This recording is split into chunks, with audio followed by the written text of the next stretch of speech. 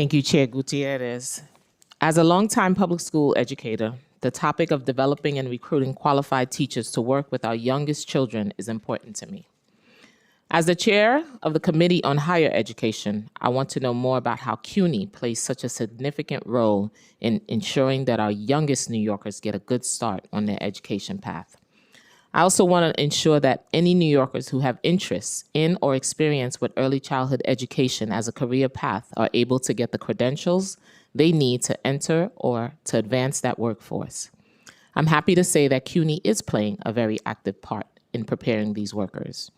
Currently, approximately 3,600 CUNY students are working towards a degree in early childhood education.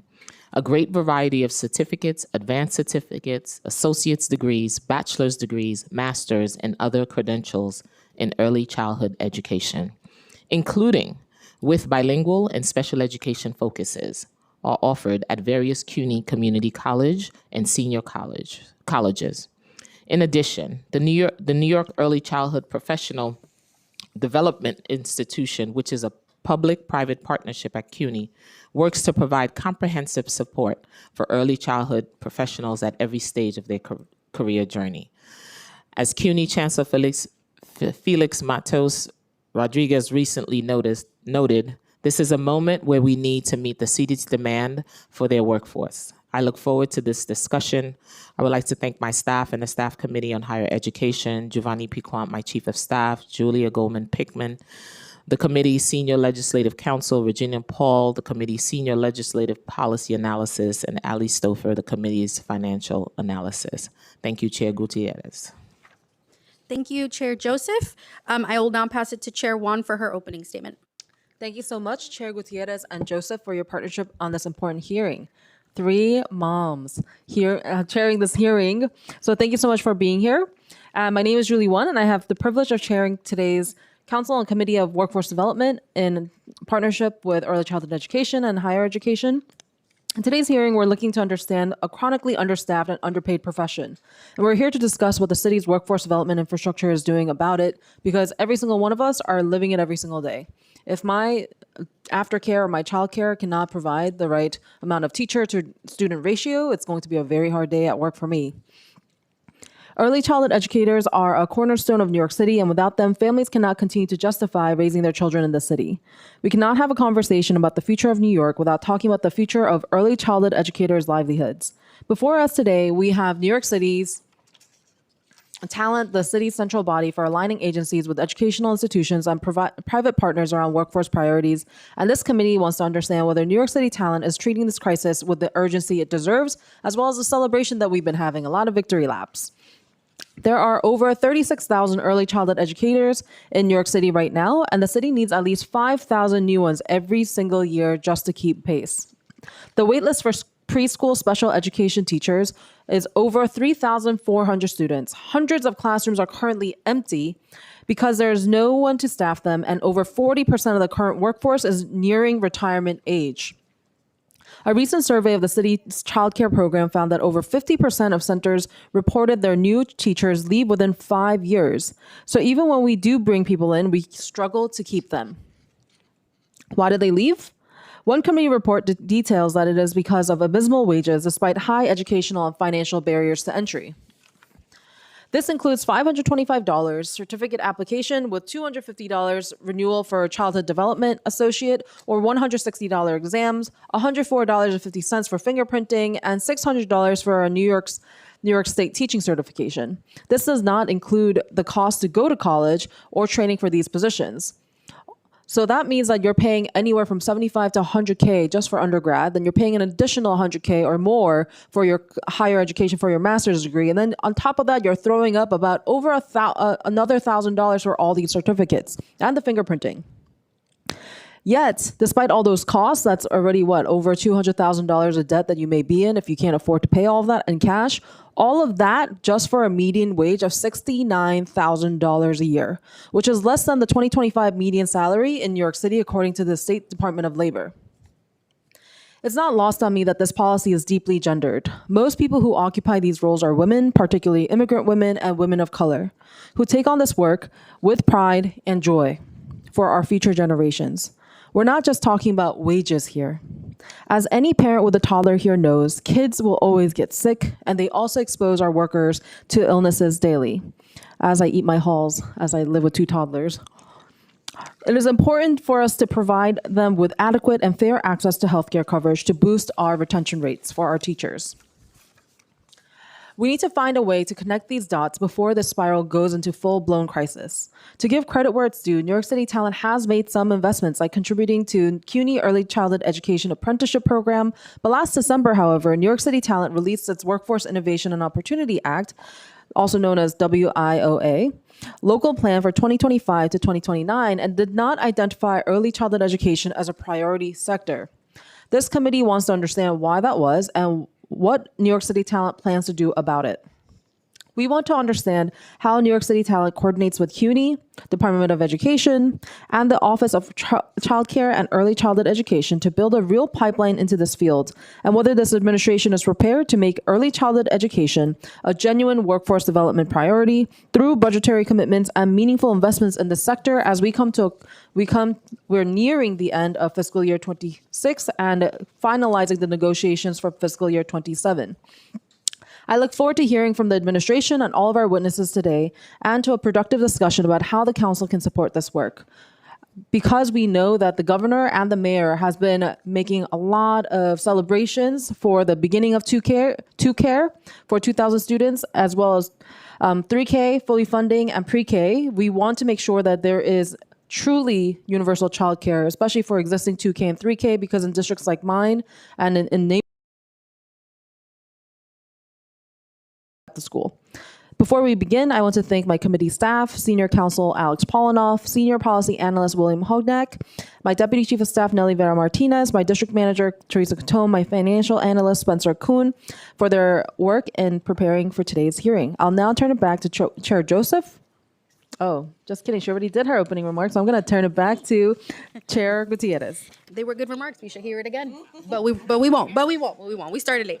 Thank you both. Today we'll hear from the Mayor's Office of Childcare, the CUNY, the City University of New York, the Office of Talent and Workforce Development, the Department of Education, as well as other early childhood educators, providers, and stakeholders.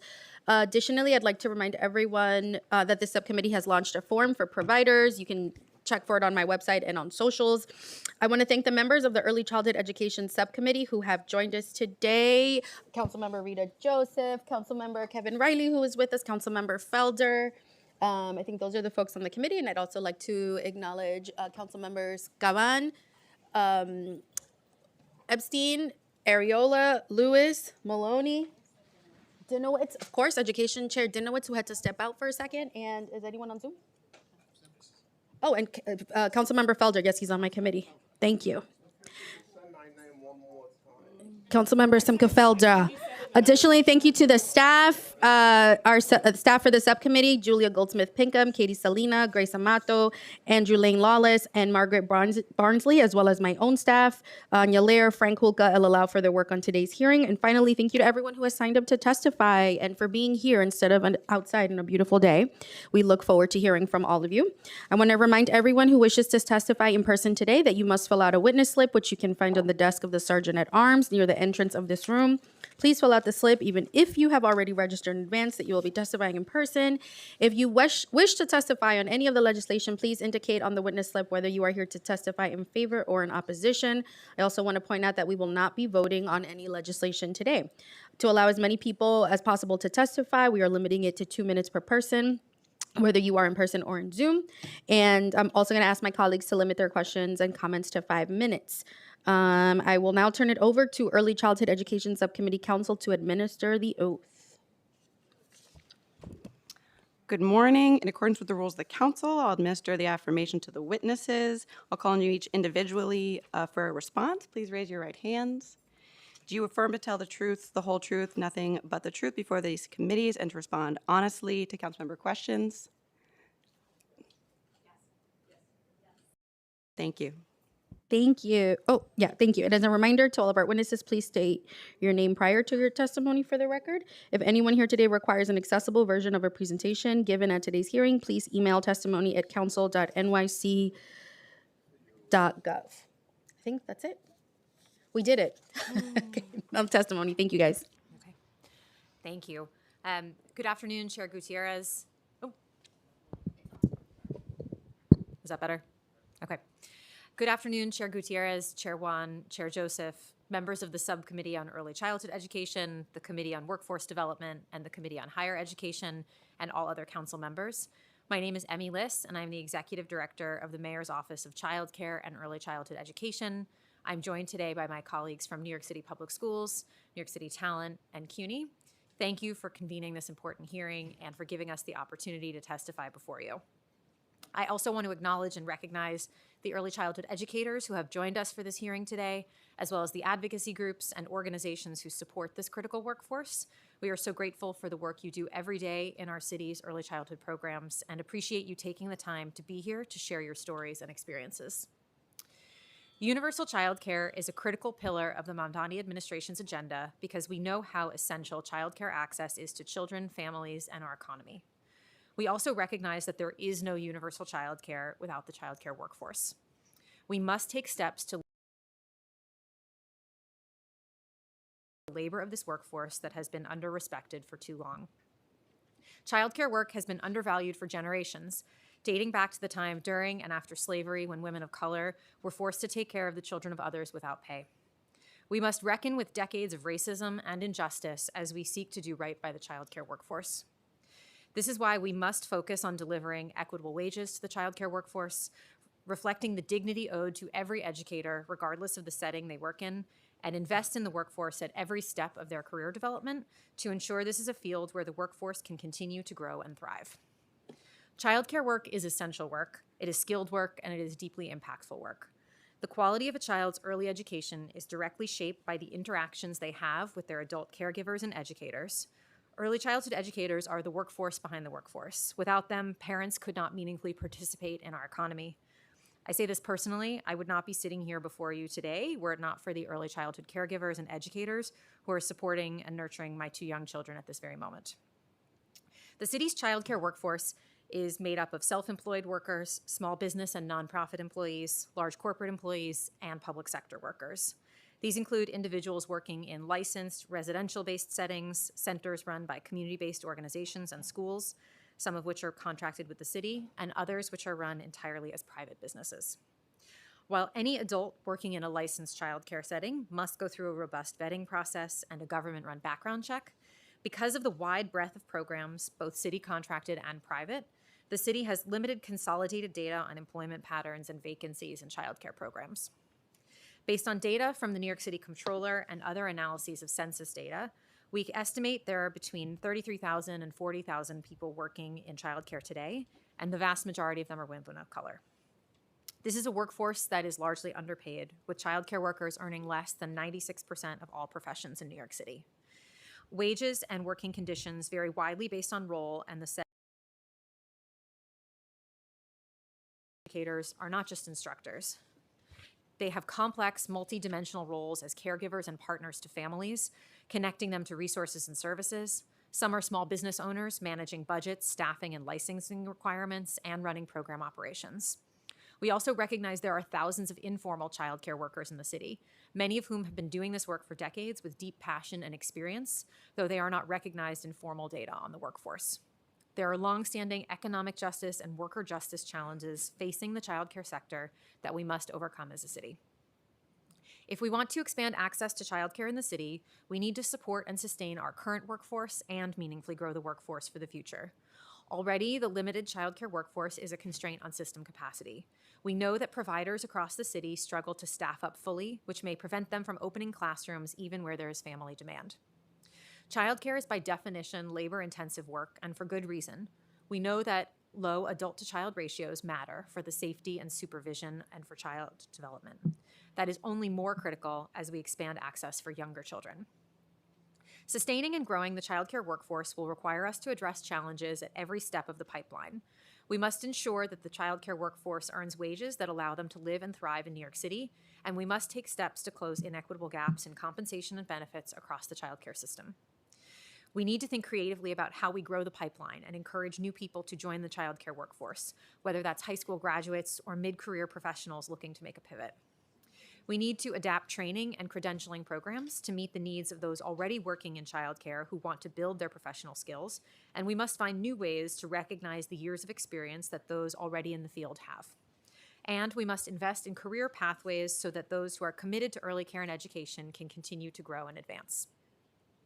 To that end, the Mayor's Office of Child Care and Early Childhood Education is working to bring partners within and outside of city government together to build the city's first ever comprehensive plan for how we will grow, sustain, and support the childcare workforce.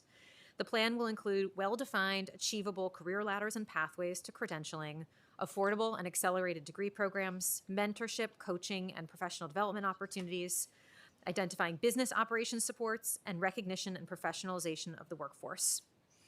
We have kicked off meetings with our city agency partners in recent months and will be convening leaders across the CUNY system in coming weeks. Through these discussions, we are working to identify low and no-cost policy changes we can make that will reduce barriers for the childcare workforce, as well as short, medium, and long-term investments we can make to build and support the workforce. We are looking at workforce development programs from other hard-to-hire critical job fields, such as nursing, skilled trades, and human services, to adapt ideas and lessons for the childcare workforce. We will be working with business and philanthropy partners as well to test and try new ideas that can then be scaled if proven successful. Most importantly, we will be reaching out to current educators to hear from them directly about their experiences navigating the training requirements, higher education systems, and credentialing programs so that their lived experiences inform our plan. Doing this work will call on I'm proud to sit here today with some of these leaders and to briefly highlight some of the work already underway in the city. Our colleagues at the New York City Office of Talent and Workforce Development work with partners across the workforce system to ensure the city's workforce development strategy aligns with job seeker needs, employer demand, and the changing economy.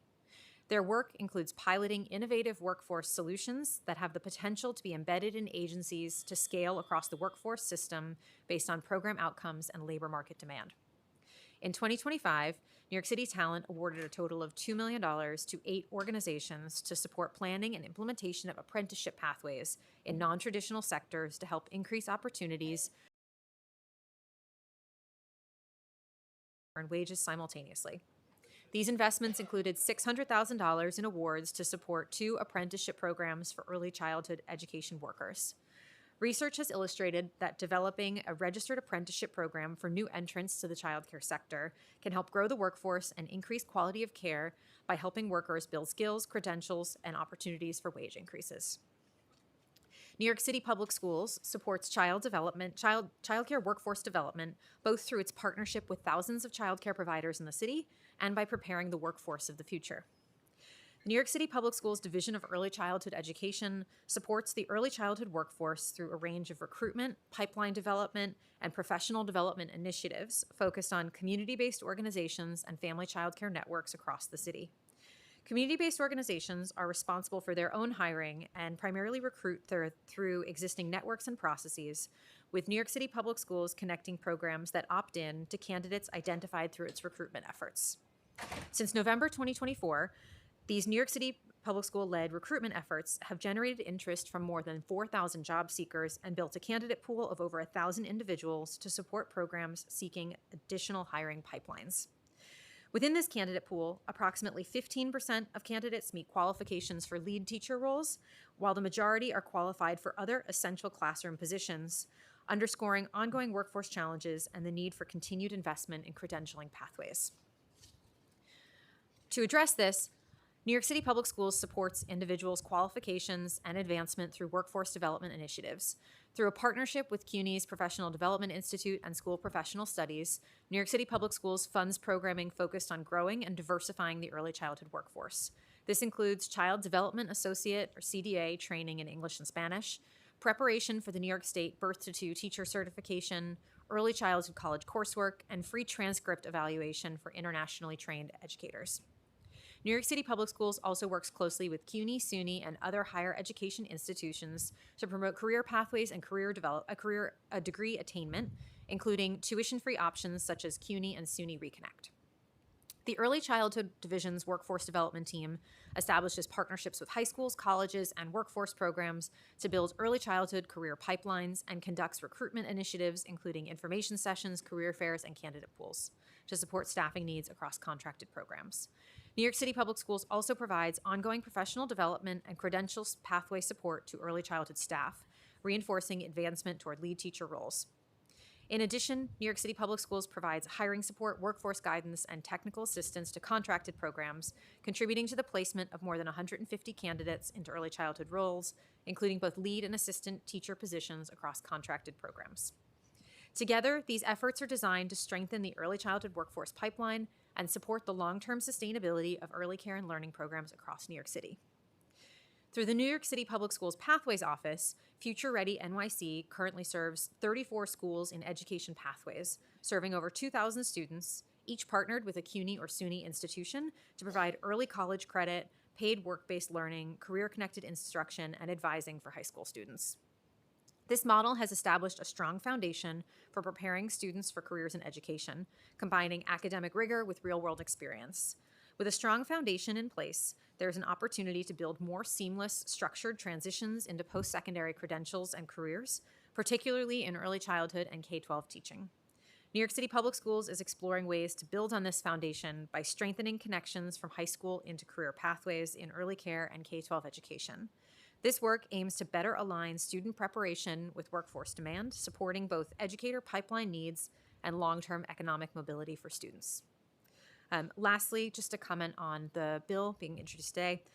The administration supports the intent of the Child Care Workforce Grant and Services Program bill, which seeks to provide free tuition and related supports to individuals pursuing careers in the early childhood workforce. The Office of Child Care shares the goal of expanding the pipeline of early childhood education of educators and recognizes that reducing financial barriers is a key strategy to attract more individuals to the field. With that said, we do have some concerns around implementation and costs and look forward to discussing the bill with the chair. As we work to deliver universal childcare to all New Yorkers, beginning with the first 2,000 2K seats this fall, we are deeply focused on the workforce because, again, there is no universal childcare without the childcare workforce. We look forward to your questions today and your partnership in this work. I'll now pass it to my colleagues at CUNY. Thank you. Good afternoon.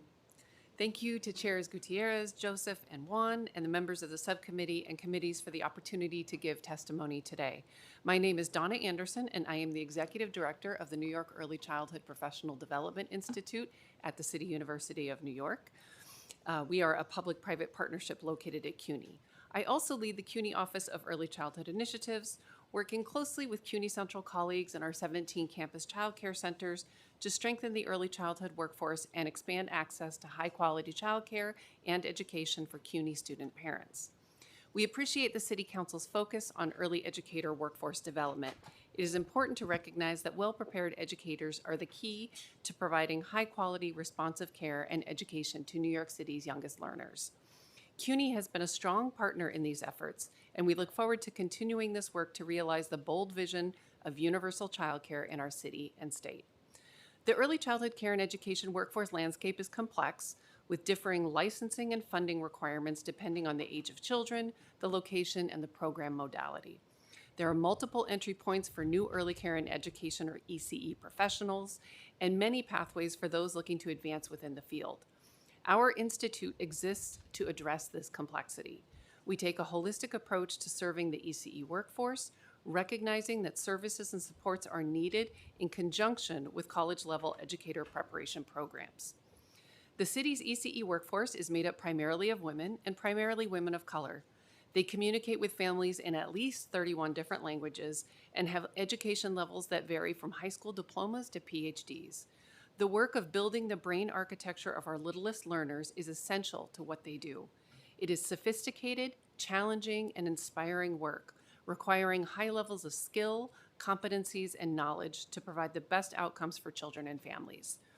CUNY PDI supports the early care and education workforce in many ways. We operate the Aspire Registry, which is the state's most 66% of licensed child care centers, along with 26,000 professionals and almost 2,000 trainers, already participate in the registry. Its data indicates that there are about 3,800 home-based providers in the city who do not have a child development associate credential or higher level of education, and that only about 1 in 4 lead teachers in licensed centers hold teacher certification. The registry also allows professionals to find and access high-quality training opportunities, including coaching. We are also the implementing agency for Quality Stars New York, the state's quality rating and improvement system, which in the last 4 years has invested $4.8 million in the city alone to create high-quality learning environments, and has also provided training and academic scholarships for nearly 7,000 staff and professionals. I want to especially highlight today the work that we do through our New York City Career Development Center. We have 10 centers across the state that provide career and academic advising, employment services, and professional learning to over 6,000 people every year, almost 3,000 of whom are in New York City. The center provides free, individualized academic planning and career guidance to early childhood professionals, and its employment network offers hiring, job matching, and employment supports to both job seekers and ECE employers. The center's Early Childhood Leadership Initiative offers leadership development and networking opportunities for directors, administrators, and family child care providers. We also work with CUNY campuses on ECE academic programs. We've teamed with the CUNY School of Professional Studies to create a credit-bearing CDA certificate program in both English and Spanish, and this January launched a new master's degree program in early childhood policy and leadership. These programs are designed to meet the unique needs of New York's diverse early childhood workforce, so early childhood professionals can continue to work while pursuing their education. Our most recent recruitment initiative is the Early Childhood Apprenticeship, a pilot program that drew 400 applicants for 30 slots. Participants are employed as assistant teacher apprentices while attending CUNY SPS. By the end of the apprenticeship, they will have earned their CDA credential, 12 college credits, and a wage increase from their employers. This work was funded through a combination of private philanthropy and the New York City Office of Talent and Workforce Development. On a final note, a critical factor in our work is that early care and education professionals are among the lowest paid employees in New York City. The goal of universal childcare gives New York a unique opportunity to make a fundamental and much needed investment in the early childhood workforce and ensure that it is a sustainable support for families and a viable profession for years to come. Working with ECE stakeholders across the city and state, CUNY PDI has developed a comprehensive career ladder and equitable salary scale to address this challenge and grow the workforce needed for a universal, high-quality, accessible childcare system. We commend the City Council's attention to this workforce and especially your understanding of the complexity of the issue in bringing together these 3 committees. We look forward to supporting the city's work as it continues along the pathway to universal childcare. Thank you.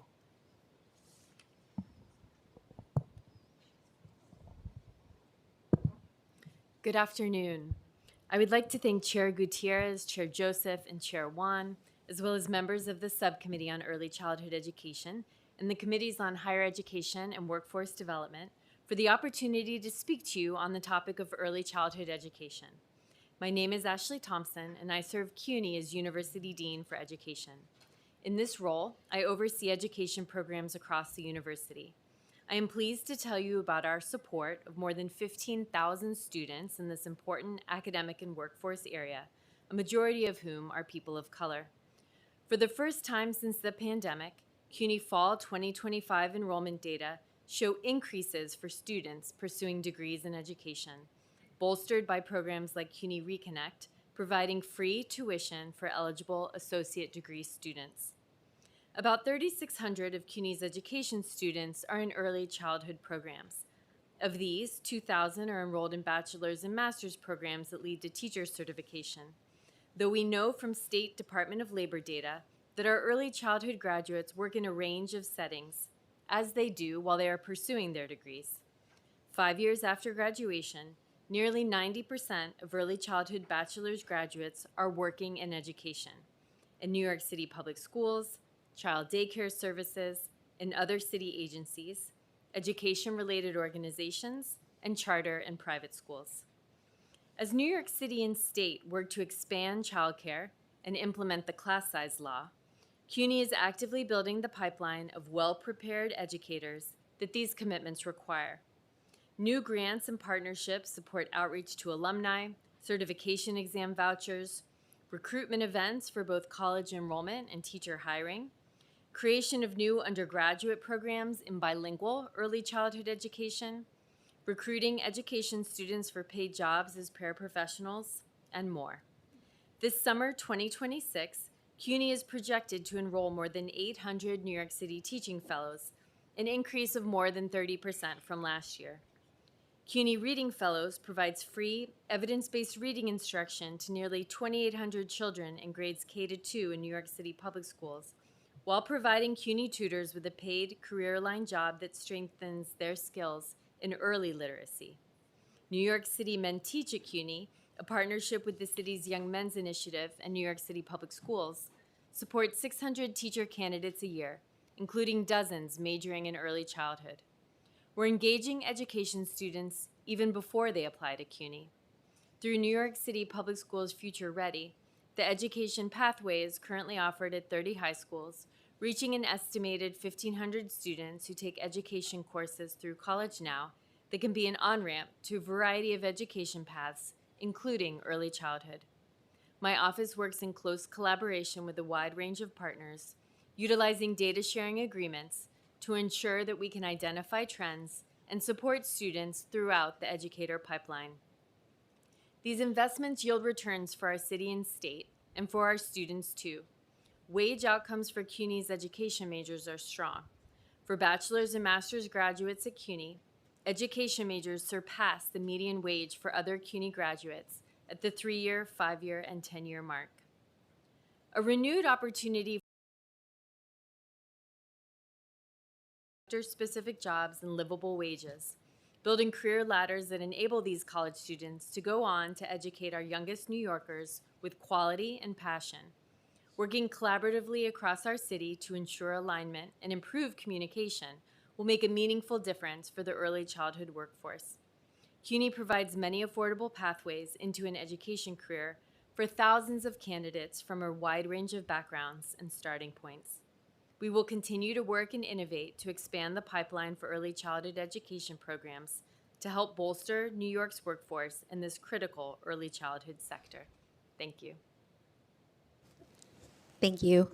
Okay, great. Thank you. Thank you all so much for your testimony. I want to take a moment to just recognize we are joined by Council Members Wong, Council Member Ressler, Council Member Brewer, and Hanif. I think that's everyone. Great. So I just want to set the stage. I know that I had mentioned in my testimony about an analysis of, I think, an estimate of about 5,000 new teachers every year that would need to be recruited. But can you either confirm or share your numbers? How many new early childhood education teachers would need to be recruited each year for 2K, 3K, and pre-K? Thanks so much for the question. As I shared in testimony, and as we've talked about with this committee, our early childhood system is made up both for pre-K and 3K, and as we expand for 2K, of a partnership with our with childcare providers, both center and home-based providers, as well as our school-based staff. Because our independent providers, who the city works with, are themselves businesses that recruit and maintain their own staff, we don't necessarily have visibility into their annual vacancy data, though we do, as we offer support to them, work with them to fill vacancies and provide support as those come up. As we work with providers, we understand what their needs are, though we don't have a total count necessarily of the needs for pre-K, 3K, or 2K. I will note that as we plan to launch the first 2,000 2K seats this fall, we are predominantly working with providers who are already running and operating toddler programs in the city. They are doing that privately and will be coming into to partnership with the city. So those are classrooms that are programs that are broadly staffed. We know there will be some vacancies, and we'll continue to work with providers to fill them. Okay, thank you. And so for the programs that are DOE contracts, at least for 3K and pre-K, you don't have a sense of those vacancies and how many we would need to recruit? Simone Hawkins. I am the Deputy Chancellor. Deputy Chancellor. Yes, the DC for the Division of Early Childhood Education. So as Emmy shared, a lot of the information and data that we collect is fully reliant on self-reporting. And so intermittently throughout the year, we do some, release surveys to our educator community to assess their needs. Not just vacancies for teaching roles, may it be in the classroom, but also education directors, which we know those that have a New York City DOHMH permit, they are required to have an education director on site at all times, but also other key roles, right? Like, do you need a custodian and a family worker? And so we do send out those surveys intermittently, and we definitely do so before the start of the school year. And so we have that data. In addition to that, we also, and bless you, we also rely on budget data. The budget information that we collect includes salary information, which must be tied to an individual or a position, including a vacant one. And so the team looks at both data sets and tries to reconcile. As you know, things can change at a point in time. But as of our most recent data collection for January through March, there was a vacancy count of about 78 positions, and that's specifically centers. Okay. We know that can change each and every day, but that is our last count for that quarter of the year. Okay. And is there any thought about how to create a system that's maybe more unified? I know that you get a ton of data from the surveys, but obviously we're constantly talking about universal childcare and expanding early childhood education. So I think it would be really help us kind of keep you all accountable, keep us accountable, and create a system for where we have a very clear, finite numbers. Is there a thought to maybe kind of one unified tool to be able to track that? And I totally respective of the fact that it's not just educators that there's a shortage. We do need to consider the other spots, but I think we have a vested interest in understanding what that looks like, because the teacher shortage is across the board, and so it would just help us so that we can make that distinction, whether it's early childhood or K through 12. I think as we continue to grow and expand our programs, we'll continue to look at how we collect data from the providers that the city works with directly, and how we can better understand vacancies and how we can offer support to them. So it's something we'll continue to look at, and happy to continue discussing with you. And for this, thank you. And for this fiscal year, or FY27, where I know that there's state funding to be able to kind of stabilize and expand 3K, do you all have a sense, at least for the new year, how many teachers you'll need to recruit, or if you need to recruit more?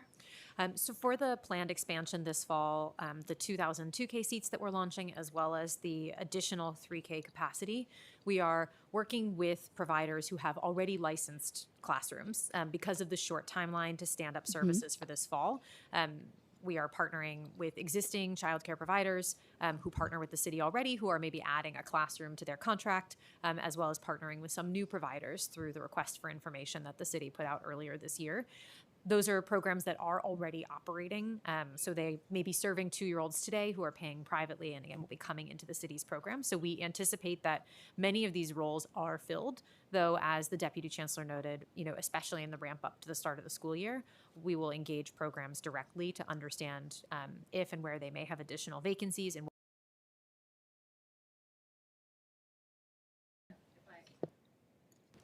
If I may, clearly I heard the gasps in the audience around the 78, right? We want to encourage people in our educator community to, for one, respond. But we need to also go out and make sure that we have physical presence to make sure that they feel supported. We also know that brings some level of anxiety and fear, right? Because we don't want them to feel as if it's a I got you moment. We really want to build a partnership with them where they feel trusted, that we can be trusted to really offer that support to build their workforce. What I will say to your question as well, and to add to what Emmy shared, we are anticipating specifically for 2K to align with the respective regulation that guides the setting. So for family childcare, that would be New York State Social Services law, and for our center-based programs, that would be the health code, either Article 43 or Article 47. And so on average, it gets a little complicated, as Donna mentioned. It does require about 2 adults and educators in the space. And so although many of our existing or anticipated partners will already convert an existing classroom that has educators or bring on new programs that might be independently run and not funded through New York City Public Schools, We do anticipate that there'll be some vacancies. Again, we'll work with them to get that information and data and provide supports. But the general estimates that we want to provide or offer the council would be in alignment with what the respective regulations require. And do you have a sense of, at least for the 3K expansion, if you'll what that looks like? Yeah, so we're finalizing who will be participating in that. And so same, really trying to align with the health code for those classrooms and where relevant home-based regulations. And so some of our educators actually decided to convert existing pre-K classrooms. There is some oversaturation in some communities, and they wanted to use this opportunity to pivot. And so there are educators in many instances, and so they would just, age down into the 3K classroom. And so once we find seats will also be in district school and pre-K center settings, then we can work with the relevant and respective program or school leader to determine what the needs are. Do you have a sense of when that will be finalized? Very soon. Okay. Okay. And then more importantly, how do you estimate what the workforce needs will be for the following set lead teachers for a class for students? So we, and just to take a step back, we have the amazing division of inclusive and accessible learning led by Deputy Chancellor Foti, who oversees our EMLL work as well as our work with students with disabilities. And so we work classrooms, what's needed in SCIS classrooms. We also have a contract enhancement with 4410 providers. And then we also know about the centralized capacity that we need for PRAC teams, CPSE, et cetera, et cetera. And so similar to the efforts that we launch across my team, they actually support those efforts and actually initiate their own, which we work in partnership with them as well. And so when we are looking at what the needs are, we are looking at where the students are and the types of classrooms and settings in which those educators are needed, or additional staff, support staff where relevant. And so where we know we are anticipating placement of special education seats, assess if they already have educators or would require specific special education teachers for those classrooms, and that will be included in our data. Okay. And is there, for a while, but is there a shortage of special education bilingual teachers specifically? I can back to you on that, but there is a need for special education teachers, absolutely. And so I think, and to your point, multilingual. multilingual, excuse me. Yeah. And so to make it a point, I think part of today is we want to explore what we can do to set the stage for recruitment for all of it. But what do you think, what is specific to multilingual special education compared to the rest of the roles? I don't want to pretend like I'm the expert in that, but I want to acknowledge that we are open to having the conversation and exploring how we can partner to definitely welcome and encourage folks to enter that pathway. Yeah, thank you. My next question is, what outreach, I don't know if this is a question for either CUNY or the Office of Early Childhood Education, or what outreach are you doing to high schoolers and college students around recruitment to the early childhood education field? And what opportunities could we explore with DYCD? Chair Stevens, who chairs the youth committee, is obviously very passionate about this, just about being able to create better pathways for young people and careers. And so just curious if there's a marriage of the both, or if there's something specific to early childhood education. I'll just start by saying this is something we're very interested in exploring further and thinking about how we can help more of our young people see early childhood education as a viable and exciting long-term career pathway. As I referenced in testimony, the Pathways Office at New York City Public Schools has existing programs in a number of city high schools to help steer students towards early childhood education and gives them the ability to earn dual credits while still enrolled. But this is an area, as we work comprehensively over the coming months across agencies to plan for what a more holistic workforce development strategy should look like. How we help bring our young people into childcare is one of the things we'll be looking at. And I'll just follow up by saying, I referenced in my testimony the Early Childhood Apprenticeship Project, and that actually grew out of a program that we had specifically focused on recruiting young people into the field of early childhood education. So we have partnerships with some of the local high schools. Another thing that we have done in the past, we did a pilot project where we actually offered the credit-bearing CDA certificate program at SPS to starting for high schoolers in their junior year. So they took one college course through College Now. So by the time they finished with their high school diplomas, they also had 12 college credits and the CDA. So that's another opportunity to kind of think about how are we growing that workforce starting even from age 16. Thank you. I'm a big fan of College Now. I was a beneficiary of it, so I'm a big fan. Talk to me about the apprenticeship. What is the year-to-year required funding to sustain this apprenticeship? So, our ask before the council is $3 million over 3 years for 200 apprentices. And so that really, that helps to cover the costs of supporting the apprentices as well as the employer partners within that work. This is a really innovative structured approach where we utilize the Educational Incentive Program scholarship funding to cover the cost of tuition from the state, and then utilize other funds to do all the support services and things that we need. The other thing that apprenticeship includes is support for our employer partners. This is really one of the things that the apprenticeship model is great in early childhood, but early childhood is a little bit different than perhaps some of the trades where there is more of a profit margin. And so they have more resource to sort of dedicate to growing their own.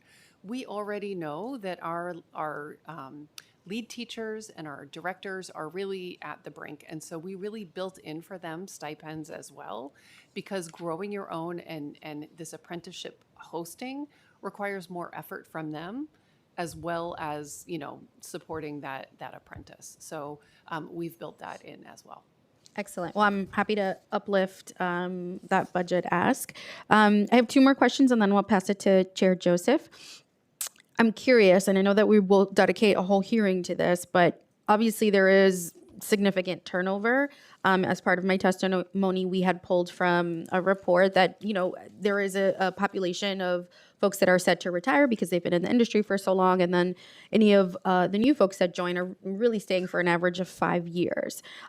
Looking into the next 5-10 years, what is something that you are doing now or thinking about how we can encourage early childhood educators to stay in this profession? What are some of the things? And I'm not going to ask for a full plan flesh out, just ideas. What are we talking about?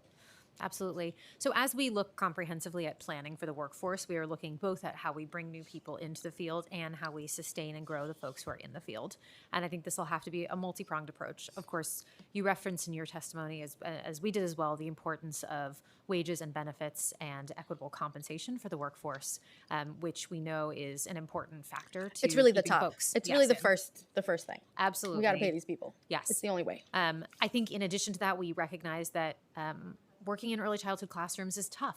There's long days, it's emotional, it's very physical, and so want to continue working with our partners, with educators, to explore how we can invest in sort of workplace quality and making sure that childcare providers are able to take care of themselves and are able to have the time and space they need for professional development, for growth, and so they can we hope, of course, recognize that wages and benefits is where this conversation starts, but also ensuring that providers, educators are supported, that they have what they need, that they are able to sustain themselves in their work, and that if they're interested in continuing to grow, to go from an assistant teacher to a lead teacher, to pursue roles in center leadership, that they have the opportunity to stay in the profession and grow with the profession as well.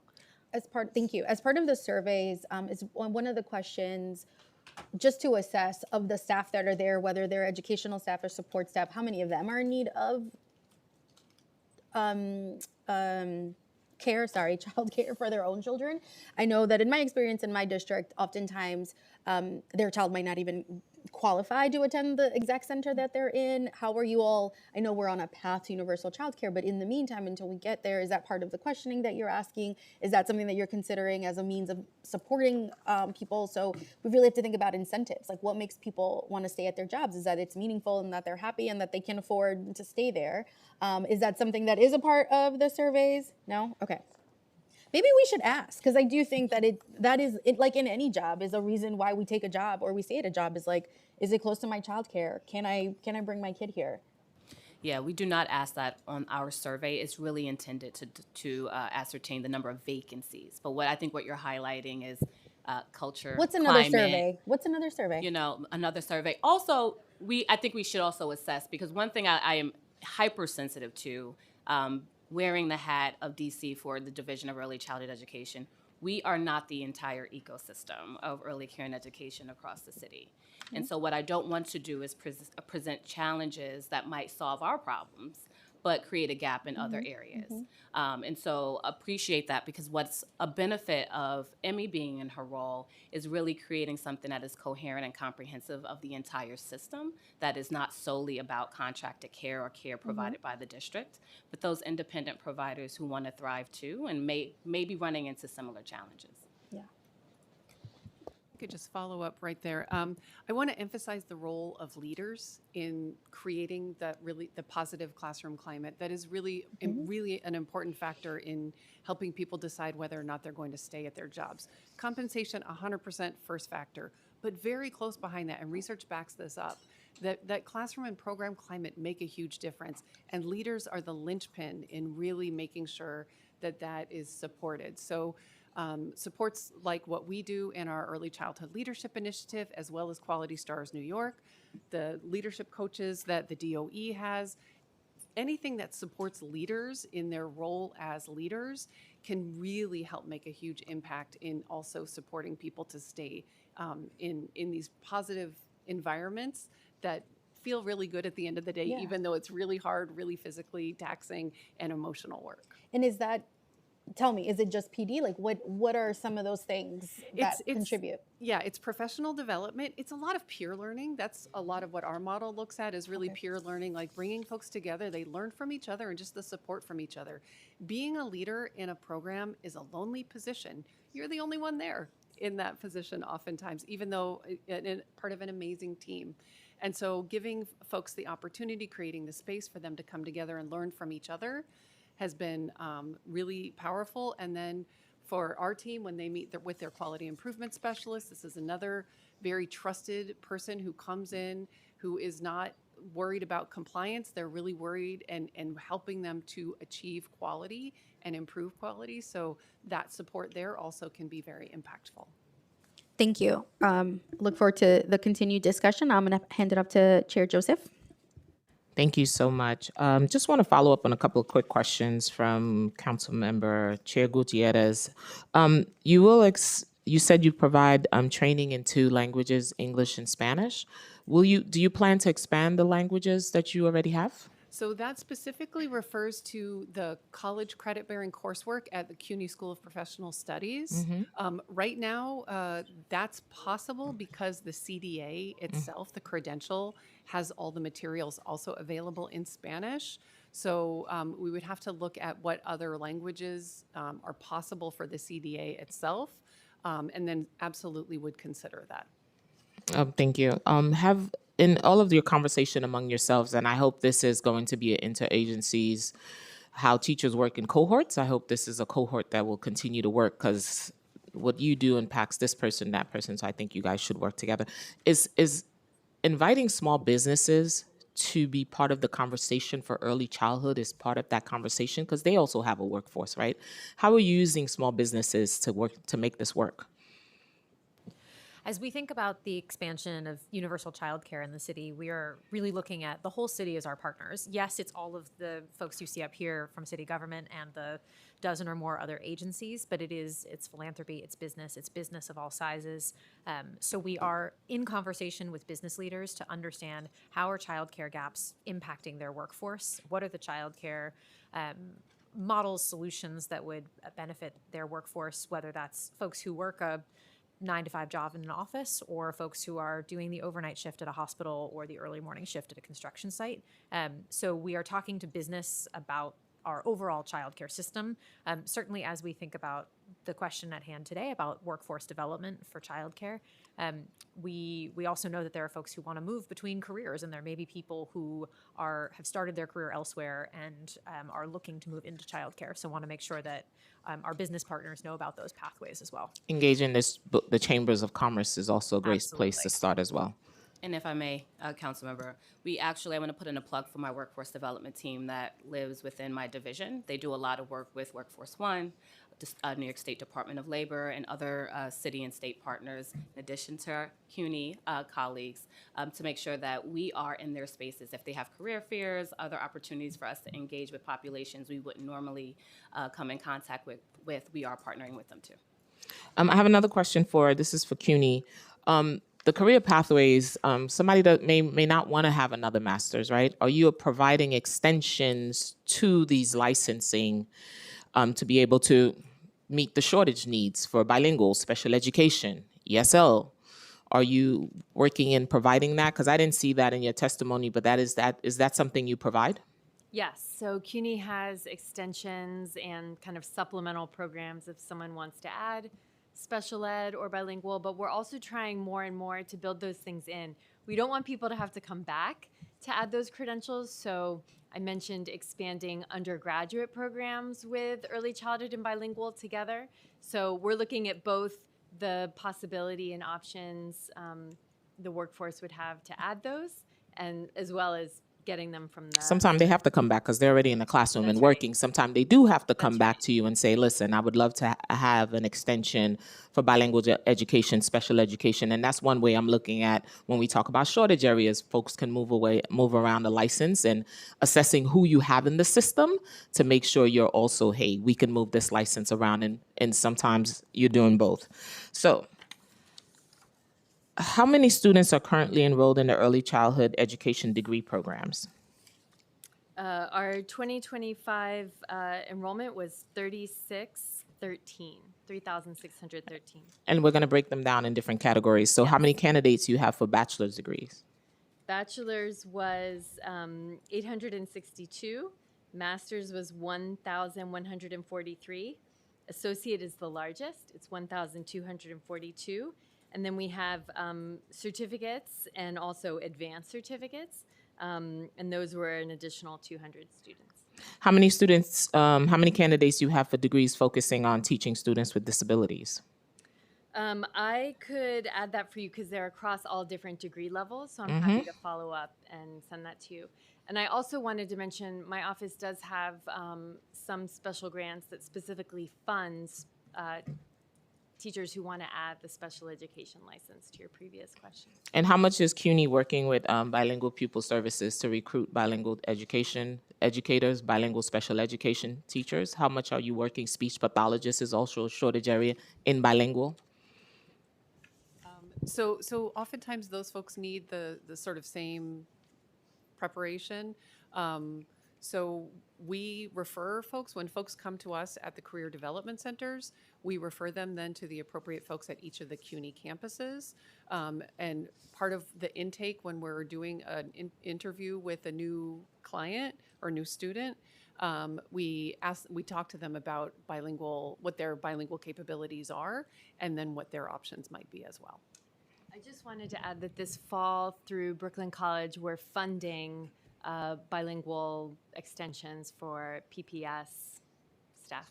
See, that's what I was talking about. We need to know about that. Yeah. How many students are enrolled in your Child Development Associate Program?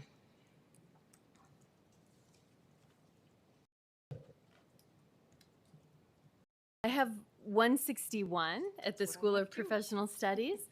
And then also we have additional students who engage with CDA programs through continuing education. How many are enrolled in your Child Development Associate Program offered in Spanish? 54. Are those numbers looking to increase, or is that the goal, or is it you want to expand, right? Okay. Yes.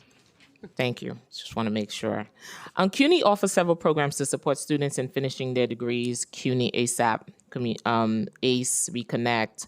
How many students in CUNY ASAP, Reconnect work towards an early childhood education degree? I don't know, but we can certainly Yeah, pull we can those follow up. numbers There's for not a you. lot in ASAP. Are we but doing an CUNY outreach to encourage? That's another, So it's a slightly more nuanced. So Right. we could certainly follow up with you afterwards, and then Reconnect. There are currently two associate degree programs at BMCC and at Bronx Community College, and they have definitely seen increases in their numbers with the launch of CUNY Reconnect. okay. And another thing for this coming academic year, we've advocated that all of our early childhood programs be part of CUNY Reconnect because we want to make sure that the city has the workforce it needs. Do you have any mentorship program to support students enrolled in early childhood education programs? The strongest mentorship really comes through the apprenticeship program, but that is also the role of our early childhood career advisors. So if someone comes to us and they receive a scholarship or other kinds of supports, generally we check in with them 3 times a semester. So at the beginning, before the school starts, the mid-semester, and then the end of semester check-in. So they have ongoing support, and we're there to help with anything that they need. So if they're like, I lost my childcare, or I'm having trouble with a professor, or I've got a family conflict. So that person is really there. Our career advisors are there to really support them at the centers, and then they also have supports at the campus where they're attending class. DC Hawkins, do you provide mentorship once a student comes into your system as an early childhood educator? Are you providing mentorship for that educator? Yes, and so we actually refer to it as coaching. And so we have a solid group of folks, and mostly educators themselves, who go in and provide support to not only just the leader, but also the educators educating our littles in the classroom. Because one thing I think you all highlighted earlier is not just making sure we build the pathway for individuals to become early childhood educators, but also leaders. That's And right. so we are working with them to really cultivate, for succession planning as folks age out of the system. Yes. How many years do you coach that teacher once they enter the system? For as long as they are in the system and working with New York City Public Schools. So every site is assigned a leadership coach and at minimum an instructional coordinator. And then in addition to that, we also provide a social worker. We also have inclusion specialists who provide support to programs as well. How does CUNY support students with degrees in early childhood education to find a job upon upon graduating? So that's the work that we do in the employment network. So folks, this really exists to match job seekers with employer partners. We had always had a job board, and then during COVID, when we had that first class, we were graduating and we were really unsure what was going to happen with jobs. We really increased our services to be able to take a more active role in helping identify employers who have vacancies and matching them with candidates. Do you job support seekers. with certification? Yes. You so provide that's actually- tutoring as well? So that's some of the work that we Test do prep, test prep. in cooperation with our colleagues at DECE. So we do have test prep and supports to help them not only cover the fees, but also prepare for the certification exams. I wanted to add that we have special grants for certification exam vouchers, and we've also worked at CUNY to make it financial aid eligible. So students who are undergraduates can put those costs towards their financial aid. Good to hear, but we need to know about them. See, no one knows. I knew to ask that question because it was important, but the general public needs to know. Are there any targeted scholarships or financial support available to students enrolled in early childhood degrees that is in addition to the scholarships and financial assistance available to CUNY students?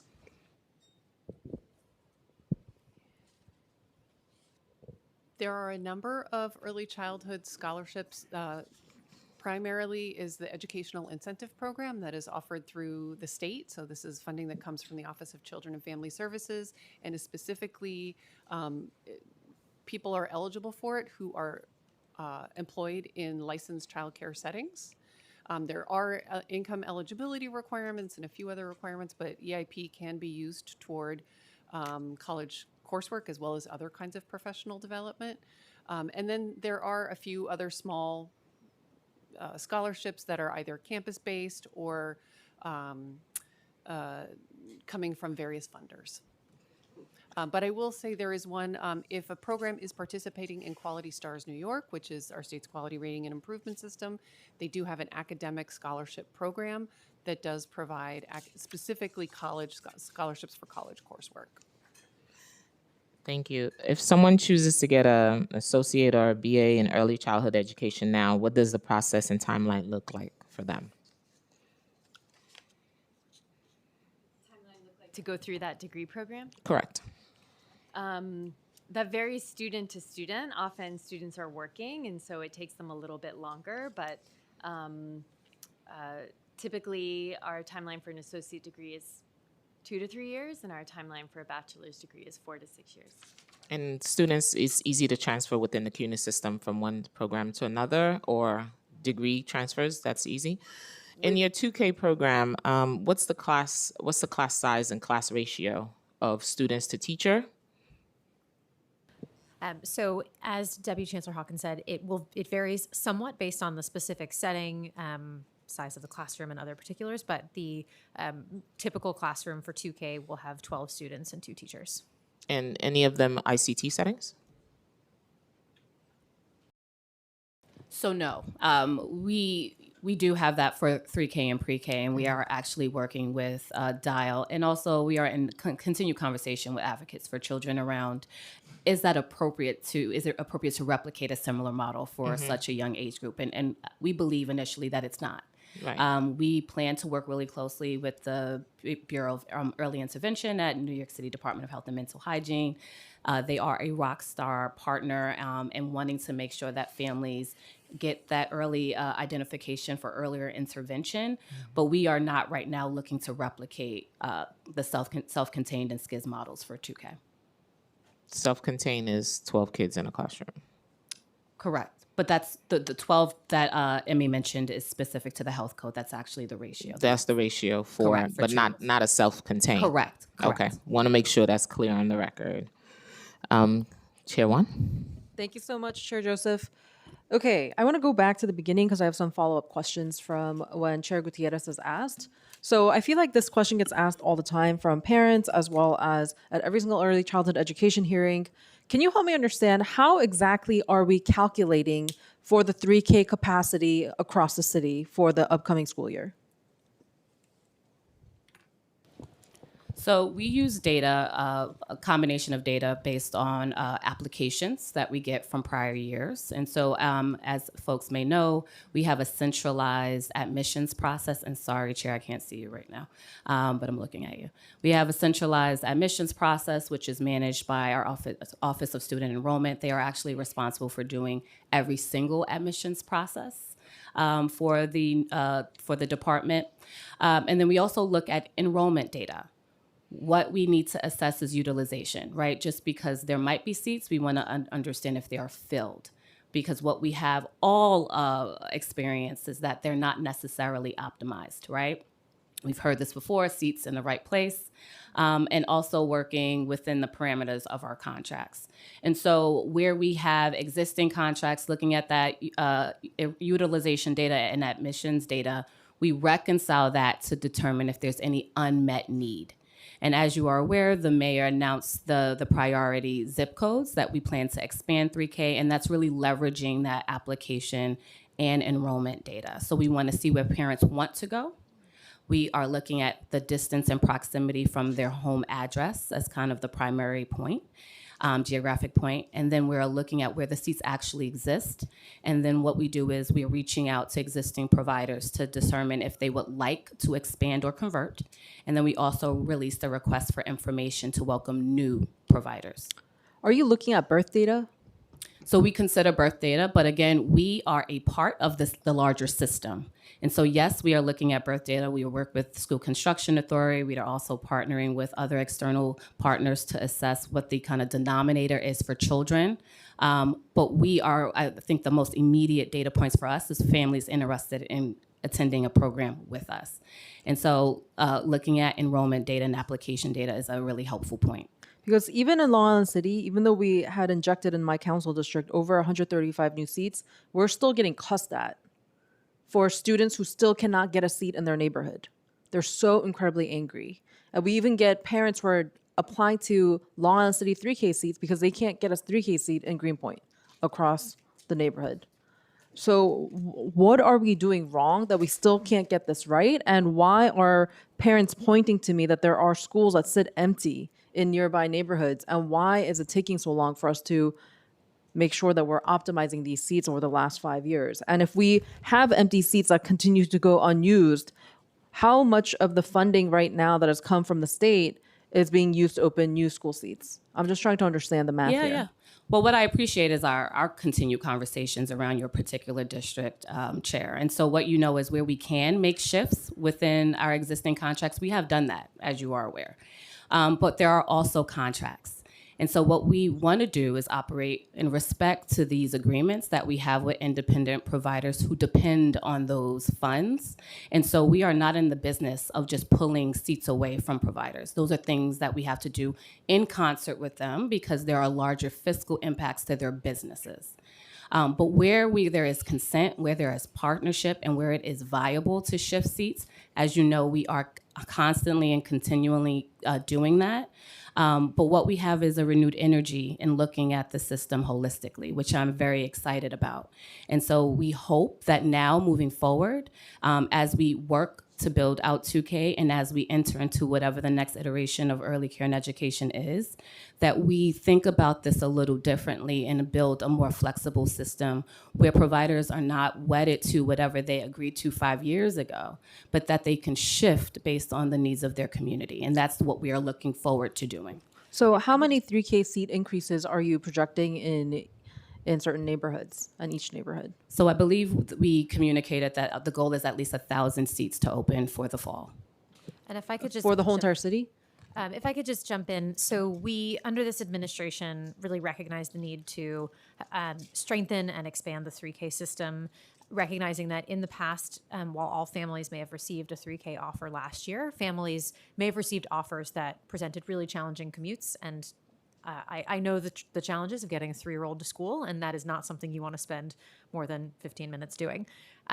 We, as the Deputy Chancellor said, looked across the city at the zip codes where 3K programs have been very highly enrolled, where we've had more family applicants than seats, and where families were placed at programs that were an untenable commute. And so those 56 zip codes are where we're looking at adding at least 1,000 seats to meet the unmet demand from families. We're continuing to look at the data to make sure that we are in a position to meet demand this fall.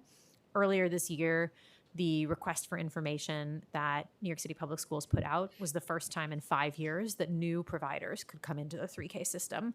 So we're really taking a step forward in bringing folks in, and as the Deputy Chancellor said, also working with our current providers to expand capacity.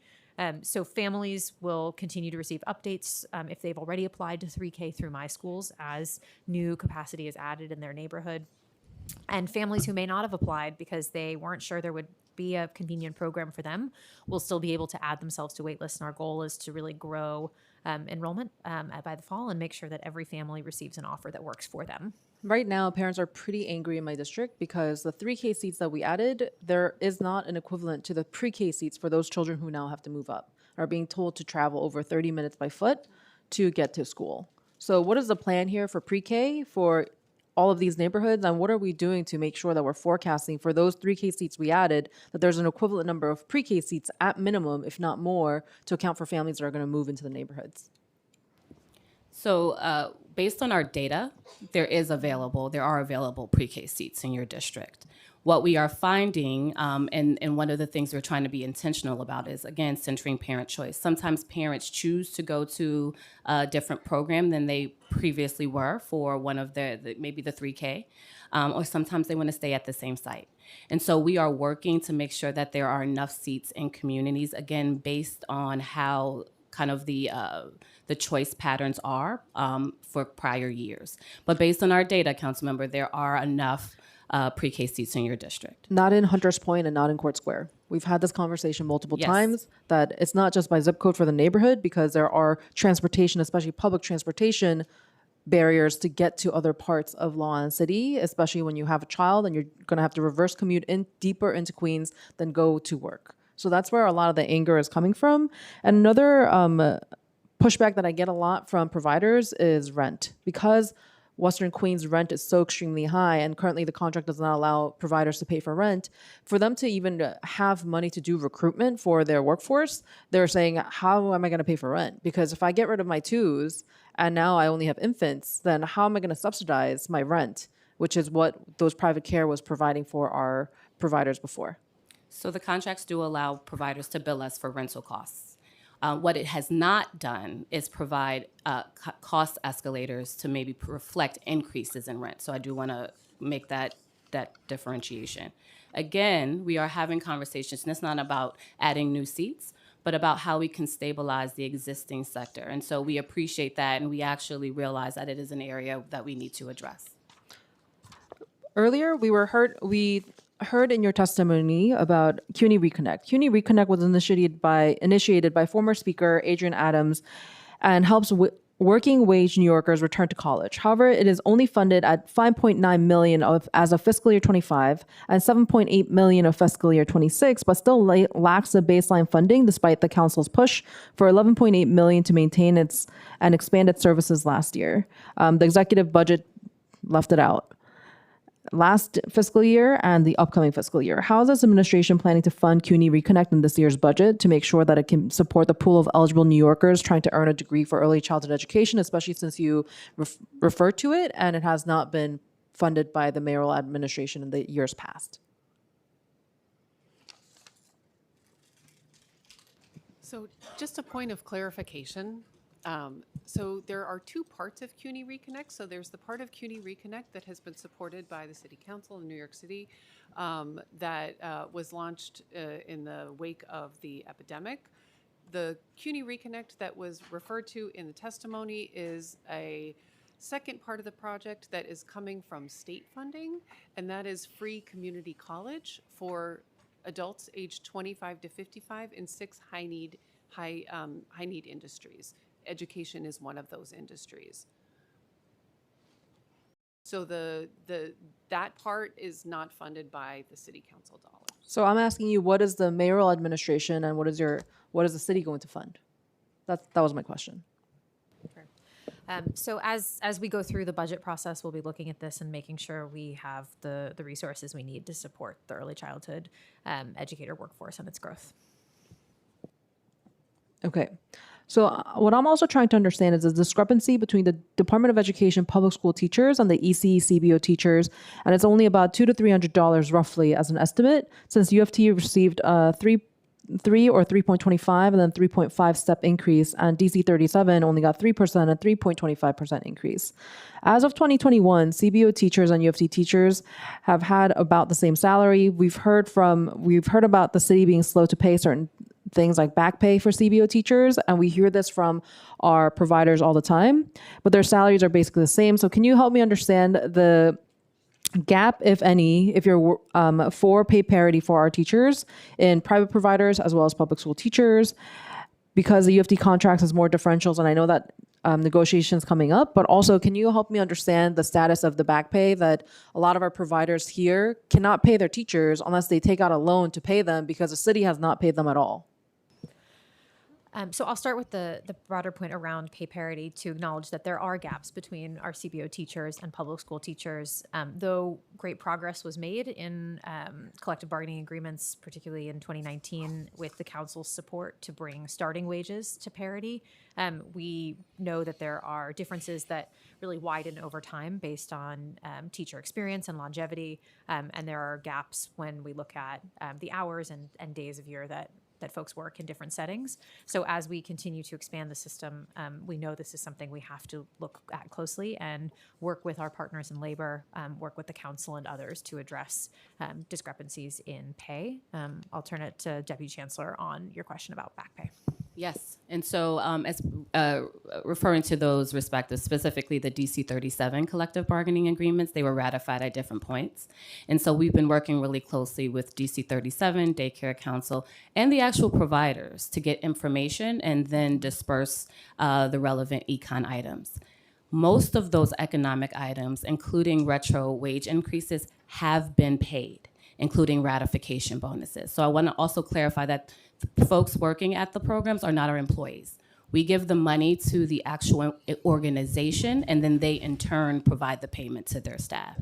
And so those payments have been dispersed for the most part. Where there are pending payments, it's because we're working to verify information with the relevant provider organization.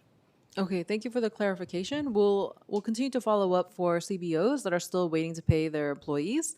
And overall, if the median wage for teachers of all kinds, especially early childhood education, is $69,000, which is less than the median salary in New York City, what is the plan for this upcoming fiscal year if there is such a big push to have universal childcare to make sure that it's included in next year's budget for fiscal year 27, which is going to be negotiated with the next 7 weeks or so, 7-8 weeks? What is the plan here from the mayoral admin to make sure that we are paying teachers a living wage and that that is going to be how we recruit more teachers? Because the numbers that you shared before is way below what I imagine what your targets are for recruitment for those who are currently in the pipeline for our certificates and our higher education. So is this part of your plan?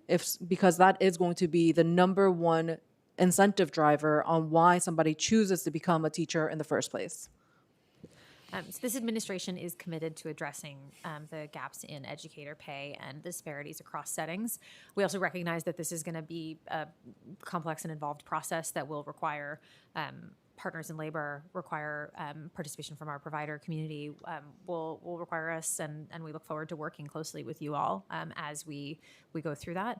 So we are looking at this now and really invite the further discussion I know we'll have with you as we look at where the biggest gaps are, how those line up for folks in different roles with different credentials, and how we can begin to address this together. Are there other benefits that are being considered for our early childhood educators, whether they work in public schools or if they work in a CBO, and also for the CBOs themselves? Are there discrepancies in the benefits that they receive? Because I hear mixed things from my providers and teachers on what benefits they are allotted if they don't work as part of the Department of Education system. So there are certainly discrepancies in benefits, and as we look at wages, that's something we have to look at as well. Across the sort of diverse landscape of childcare providers, we have businesses of all different shapes and sizes. Some of them have unionized staff, some of them do not. And so benefits do differ across settings, just as they do across all of the city's small businesses. And there are differences between the DC 37 contract for center-based childcare providers and the UFT contract for early childhood teachers. So as we talk about wages, we have to look at not just wages, but also benefits and where these disparities come up and what impact that's having. Can you give us some examples of what benefits have disparities? When we look at health benefits, that varies certainly across different providers, again, because we have childcare providers of all different sizes and scales subject to different city, state, federal requirements for what they have to provide. There are disparities in folks' access to retirement benefits and other similar forms of non-wage compensation. I guess we all gotta unionize. Okay, I'm gonna pass it back to the chair. I'll come back for questions in the second round. Thank you, Chair. We're going to start with member questions, and we'll come back because I think as chairs we also have additional questions. First up is Councilmember Brewer, followed by Councilmember Wong for questions, and then yes. Thank you very much. I guess my question following up on that is just the numbers. Like we know how many DOE early childhood, but just in terms of the other sector that is concerned, as you're talking, people behind you are shaking their heads. Like, we know that this is an issue. Do you have some sense of what that number is of those that aren't up to, it's not the word up to par, but don't have the advantages that the DOE does? Just general numbers. Yeah, across the city, we estimate between 35,000 and 40,000 people work in The center-based childcare or whatever, roles. right? That's And based- nonprofit or whatever. Yeah, and that's just based on census data. The Controller's Office has done some analysis of it, and independent organizations have looked at it as well. There is no single authoritative number of Right. every person in the city who works in childcare, because that, again, many folks are self-employed, particularly home-based childcare providers, and so they show up one way in the data.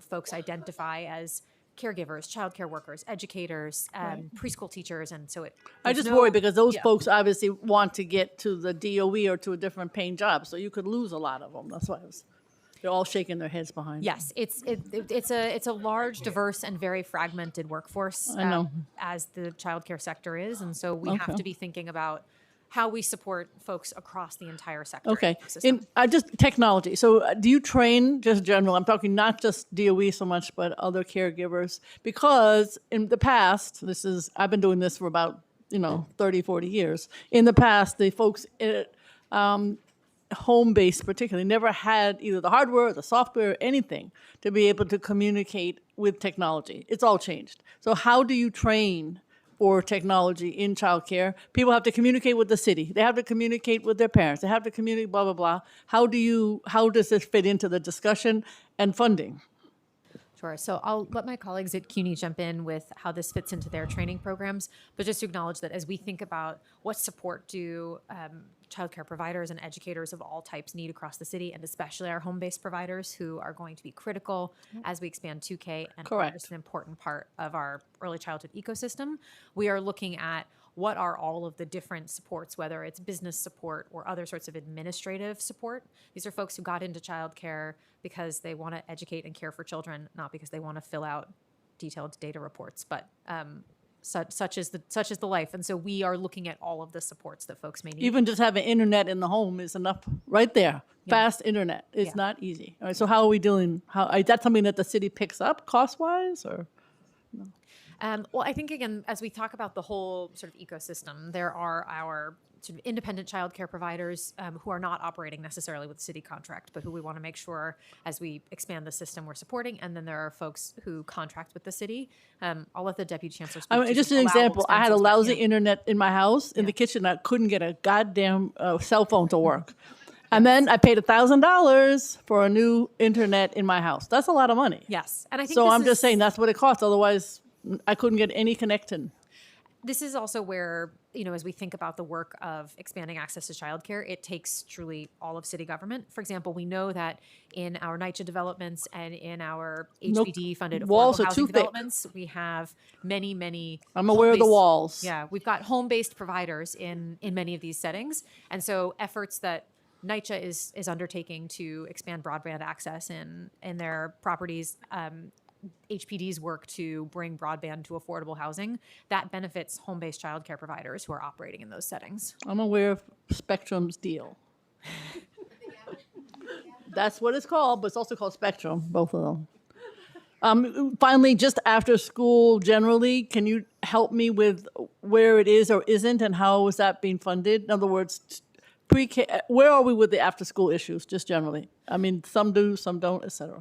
Sure. So after school is primarily under the the jurisdiction of DYCD. I understand that, but you all work together. We all work together, and I think that as we think about what does truly universal childcare mean, we have to be looking at jobs don't stop at 2:30. We're all still here. Right. Parents have to have a safe place for their kids to go. It's also as we're expanding access for our youngest children, we announced last week that the default model for 2K will be a full working day, full year, because we recognize that that's what families need. And that's included in the HOCO money? Yes, it is. Okay. Thank you. Is that it? That's it. Thanks, Councilmember. Always a pleasure. Okay.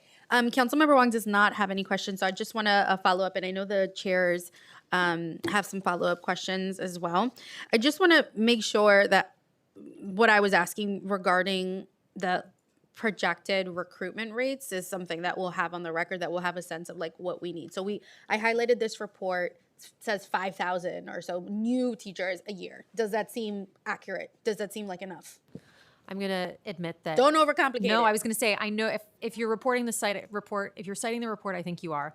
In a past life, I yours. wrote it. So I do stand by the analysis. I would also say that these first 2,000 2K seats we're launching this fall will really give us an opportunity to understand what it looks like to scale the program as we see the dynamics for our individual providers, how many of them do need to hire new teachers, where we're scaling versus converting classrooms. And as we then look ahead to the additional 10,000 seats we'll be launching in the fall of 2027, we'll be able to apply lessons from this first year. So I think in the coming months, we'll have much better insight into this, and we would be happy to share that with the subcommittee and discuss how we're projecting for year 2 and beyond. Okay, great. That's excellent. That's helpful. And then of the 2,000 seats for 2K, I guess as I know you're in the process of selecting the providers and all that. What are the conversations that you're having with these providers about, like, I don't know. I think people see the announcements and it's all really great. I think the announcement about extended day is also amazing. And so parents are interested, right? And parents are already hitting up council members, even if they're not in one of the selected areas. So how are you talking to providers about, if any of them were under enrolled, like how they're doing? I guess how are we like bracing ourselves for this? There's obviously keen interest. And how are you having those conversations with providers? Like how are you managing expectations? Yes, I got excited because I think the approach is relatively thoughtful. So we did issue a survey to, for one, just assess interest. See, another survey. We lots of surveys. We did one for center-based programs and one for family child care networks to discern if they wanted to modify their slot configuration. Those that replied and said yes, we absolutely want to leverage this opportunity. We actually, my team is calling every single one of them to have a one-on-one conversation to really understand the impact. Saying, do you want to just add a net new classroom? Do you want to convert an underutilized classroom? Are you asking to convert a classroom we know is highly popular? And then having those conversations and then following up in writing to say, this is what we decided. This is what the funding looks like. We want you to make a sound business decision, and then having them round back. And then once we finalize who is ready to participate, we're going to support them with very clear coaching and readiness trainings. And then the kind of the second pathway of the request for information, where we will welcome new networks and new center-based providers. It will run a similar process where we, after we go through their application, evaluate it, and decide if they were selected, then we will have conversations to discuss kind of the scale of seats, and then their interest. But we are really trying to have a one-on-one tailored approach. Yeah, I agree. I agree with that. And what is let's say in the scenarios where maybe, they do need to recruit another teacher or teaching assistant, and I know it's different, the hiring process, but they will be contracted with the DOE, correct? And what is that average time that it takes for the vetting to get cleared? And do you all anticipate having the capacity in conversation with the city, with DOH, MH as well, to get that done in time for the September launch? So the Department of Health has been looking closely at this as we plan for expansion, and I know there's another hearing on this very topic next week, and we'll be back On Wednesday. Yes, we do feel we are on track to make sure staff are cleared in time for the first day of school. Because What's the average wait time now? I can get back to you with that. Okay. Is it it's months though? Let's be honest. It's not months. It's really well within. I think it's months, Amy. On average, it is not, but I know that, and I hear folks shouting their exceptions to that. They're going to come after us, so that's why we have to. We understood. We will get back to you with the average and what that spread looks like right now. Okay. And then, okay. I'm so sorry. Councilmember Felder, you have questions? I have a lot of questions. Okay. 5 minutes, brother. Yeah, but Go for it. all of the members that left gave me their time. No. No, that's not how it works. I have it in writing. Please start his time right now. Let's go.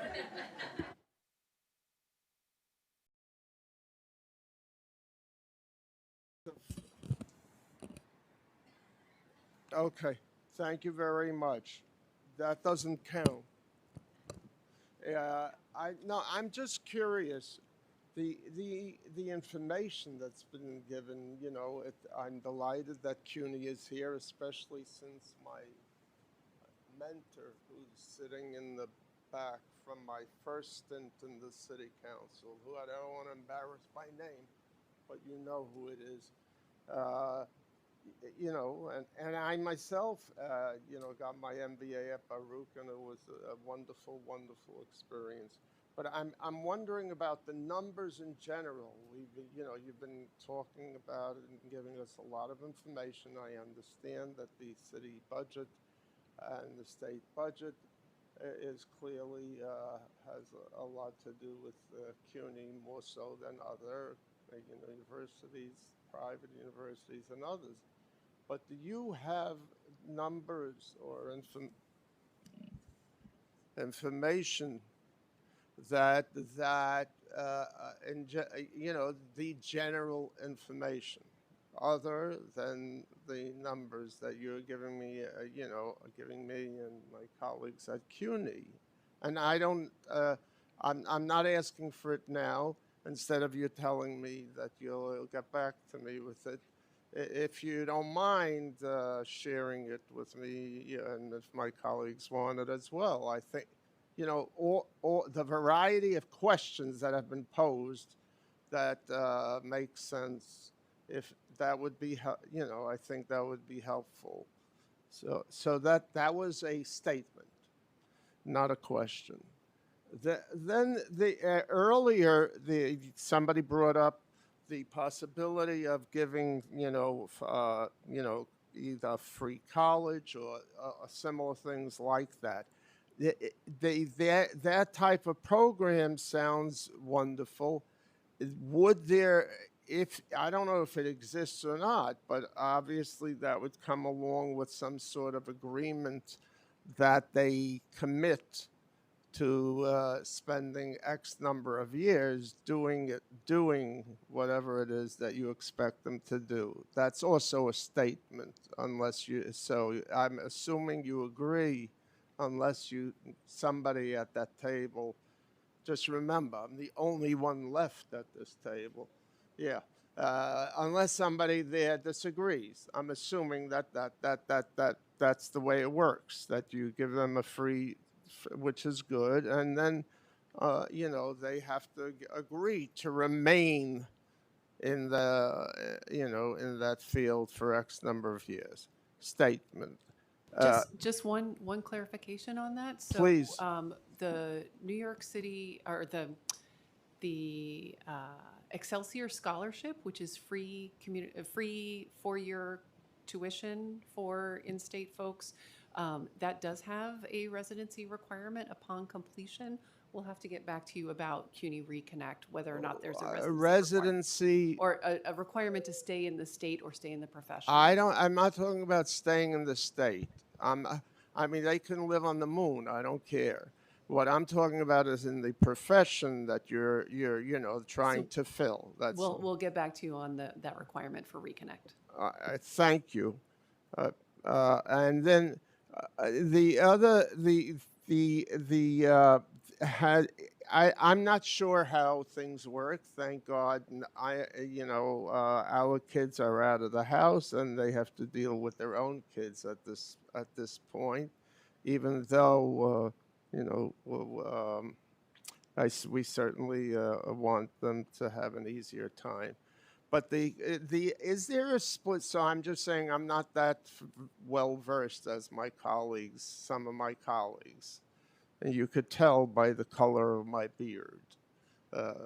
In terms of the day itself, is there such a thing as like a split shift, that there are assistants there are assistants that you know, either assistants or teachers that are able to be there a certain amount of time and not the entire day?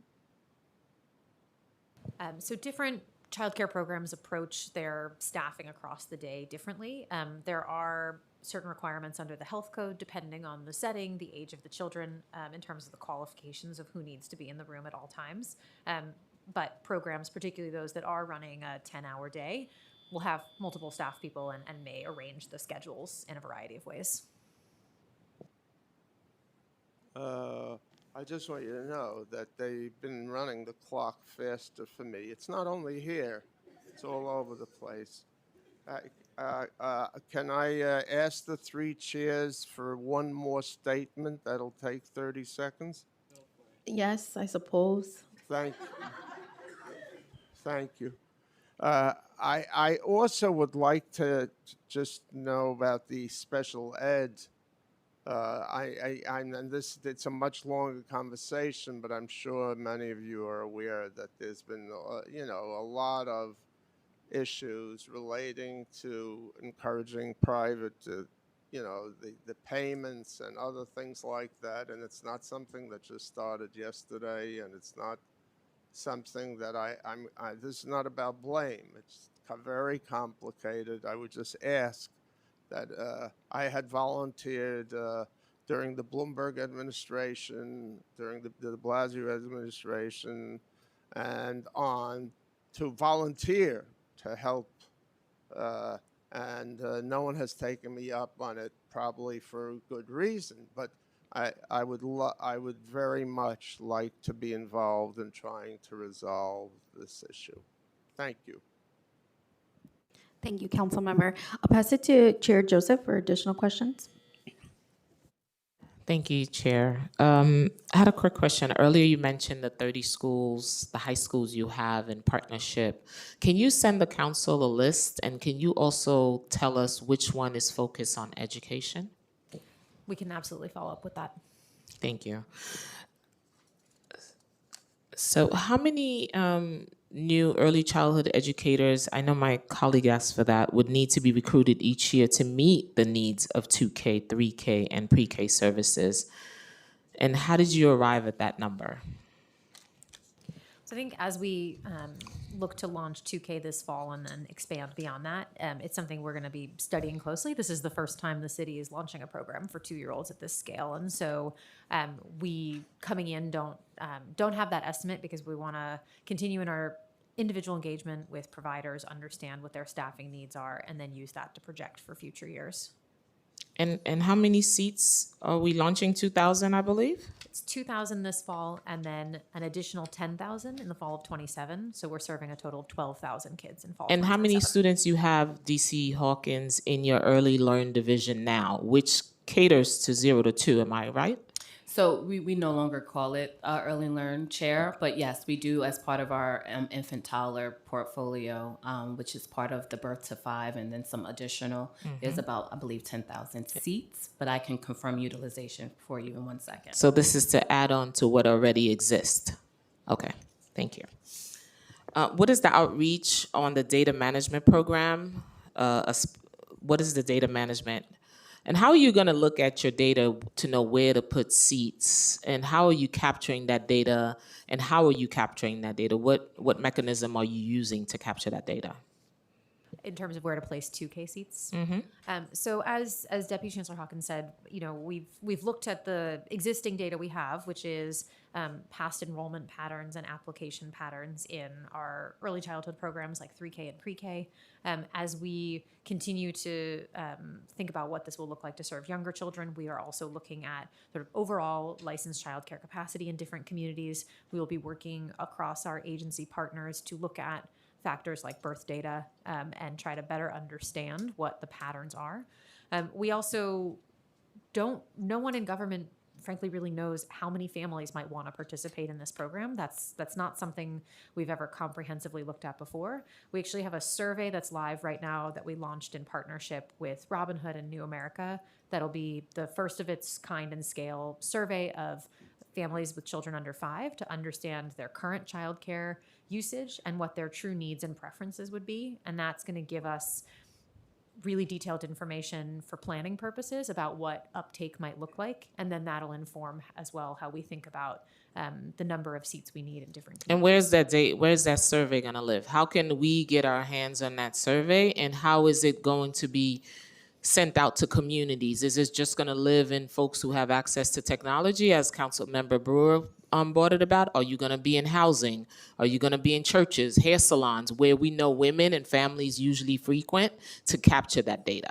So the survey is actually live right now. Postcards were sent to thousands of families' homes, and they could, based on that postcard, take How the did you survey. identify those families you sent the postcards to? It was working with research partners, so we can get back to you on the specific Because methodology. I didn't get It's it. not- I didn't get a postcard, and I have a child, though he's not early childhood, but I do have a child. Yes. I didn't It get was a postcard. The postcards were targeted to families with children under 5 based on American Community Survey data and other resources. You didn't exactly. That's what I'm talking about. He So went to this- get his yeah. hair washed, and he Okay, did not all right. get a survey. So the survey, I should say, is not necessarily meant to go to every single parent in the city. We're working with research partners who are building a representative sample of New York City parents. So our goal is to make sure that we have a diverse sample, that we have folks in. For example, in NYCHA developments, we had outreach that went out through NYCHA's tenant listservs, NYCHA's new parents listservs, and other contact lists to make sure we're building a representative sample. So that survey is live now. Once it closes, our research partners are going to do the analysis. The city will not have access to the raw data because we want to protect the confidentiality of folks who responded to it, but we will have access to all of the analysis. We would be happy to share that with you once we have it. You know, we went down this road before. That's why I'm asking all those questions. The previous admins, we spent $750,000 to tell me where seats were until today. It's been 4 years. I have no data on where those seats are in order to better place those seats for families to find them. Understood. Yeah. This is a different kind of process. Again, we're just trying to understand for really the first time ever, if you look across different demographics, different household structures, different economics, what kind of childcare are families using today? Are they informal care, or do they have their kids with a relative? What drew them to that kind of care model? How does that differ for their 1-year-old versus their 3-year-old? And then if they had their true preference, if cost were no object, what would be their preference? Because what we really want to understand is, again, as we plan for the scale up of this universal system, how many parents of 2-year-olds want and need full-time care? How many folks want and need care that's offered in the evenings or on weekends? That's something we hear a lot, but we haven't been able to quantify it before. So this is not the end all be all. We then have to match that up with analysis of where are licensed childcare providers in the city, who among them is already working with the city, who is interested in working with the city, where do we need to help incentivize the creation of new childcare capacity. We know we have childcare deserts, then that's particularly true in our lower income communities and for infants and toddlers where we don't have enough licensed care. So we want to, again, look at all of this data together, and then our office is thinking about how can we support aspiring childcare providers in communities that don't have enough care to, if they're currently an informal care provider, become a licensed care provider. If they're a small childcare provider looking to expand, how can we incentivize the creation of more physical space for care and help matchmake between providers and space?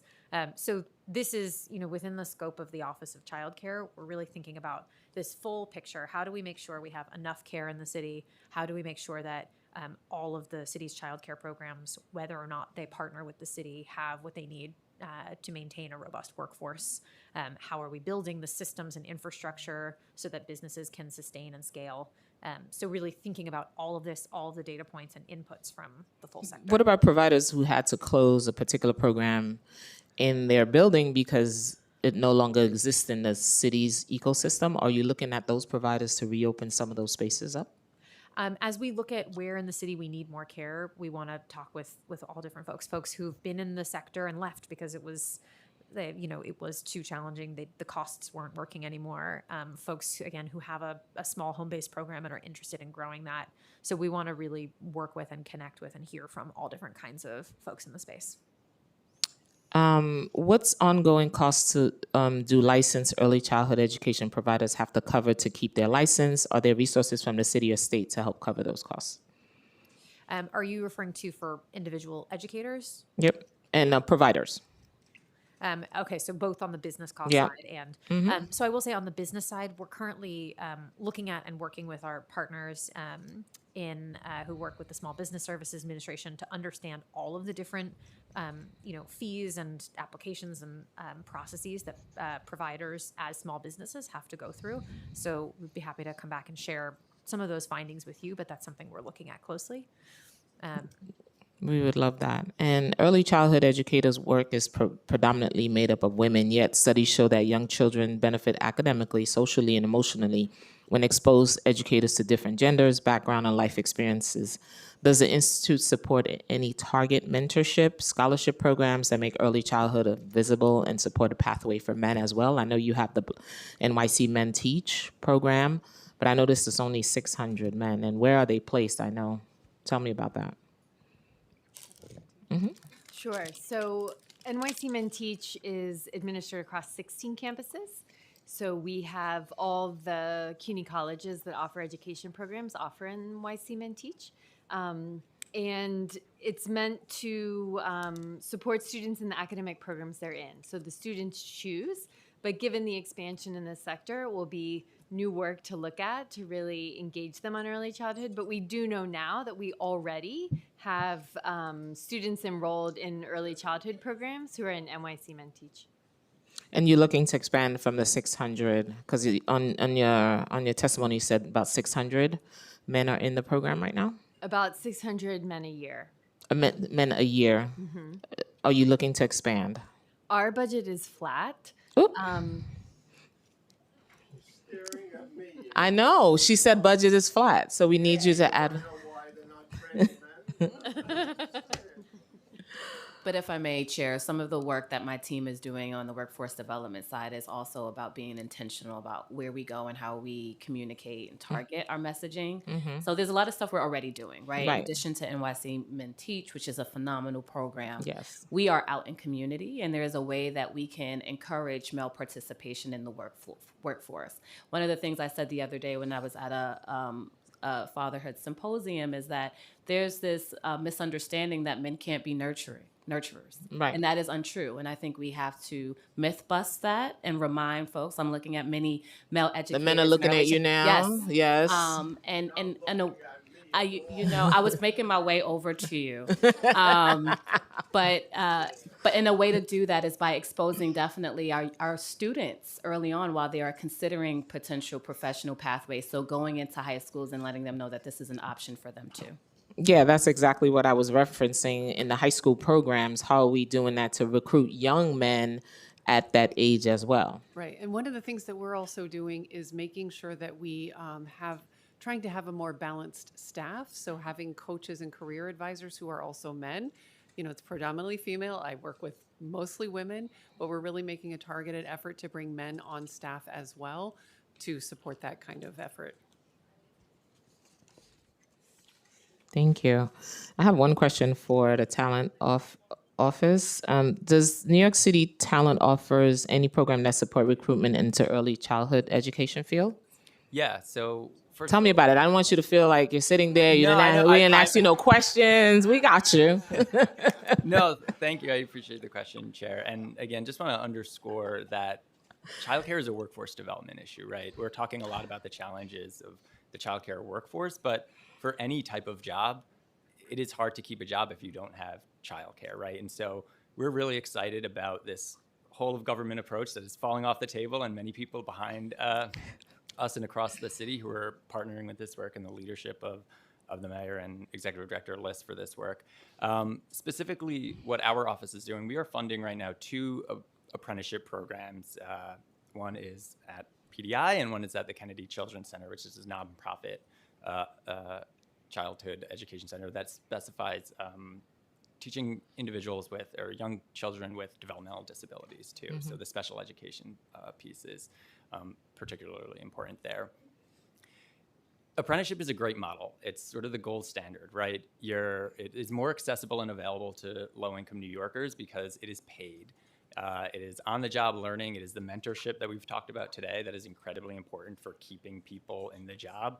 And apprenticeships are good for the employers as well, right? And so at KCC, it's a really interesting model where they are hiring and training and have apprentices for their own staff so that people can grow into different types of roles and stay in the profession, because we know that it's not just about getting people in the door, it's about getting people in the door who want to be doing this incredibly important and incredibly hard work.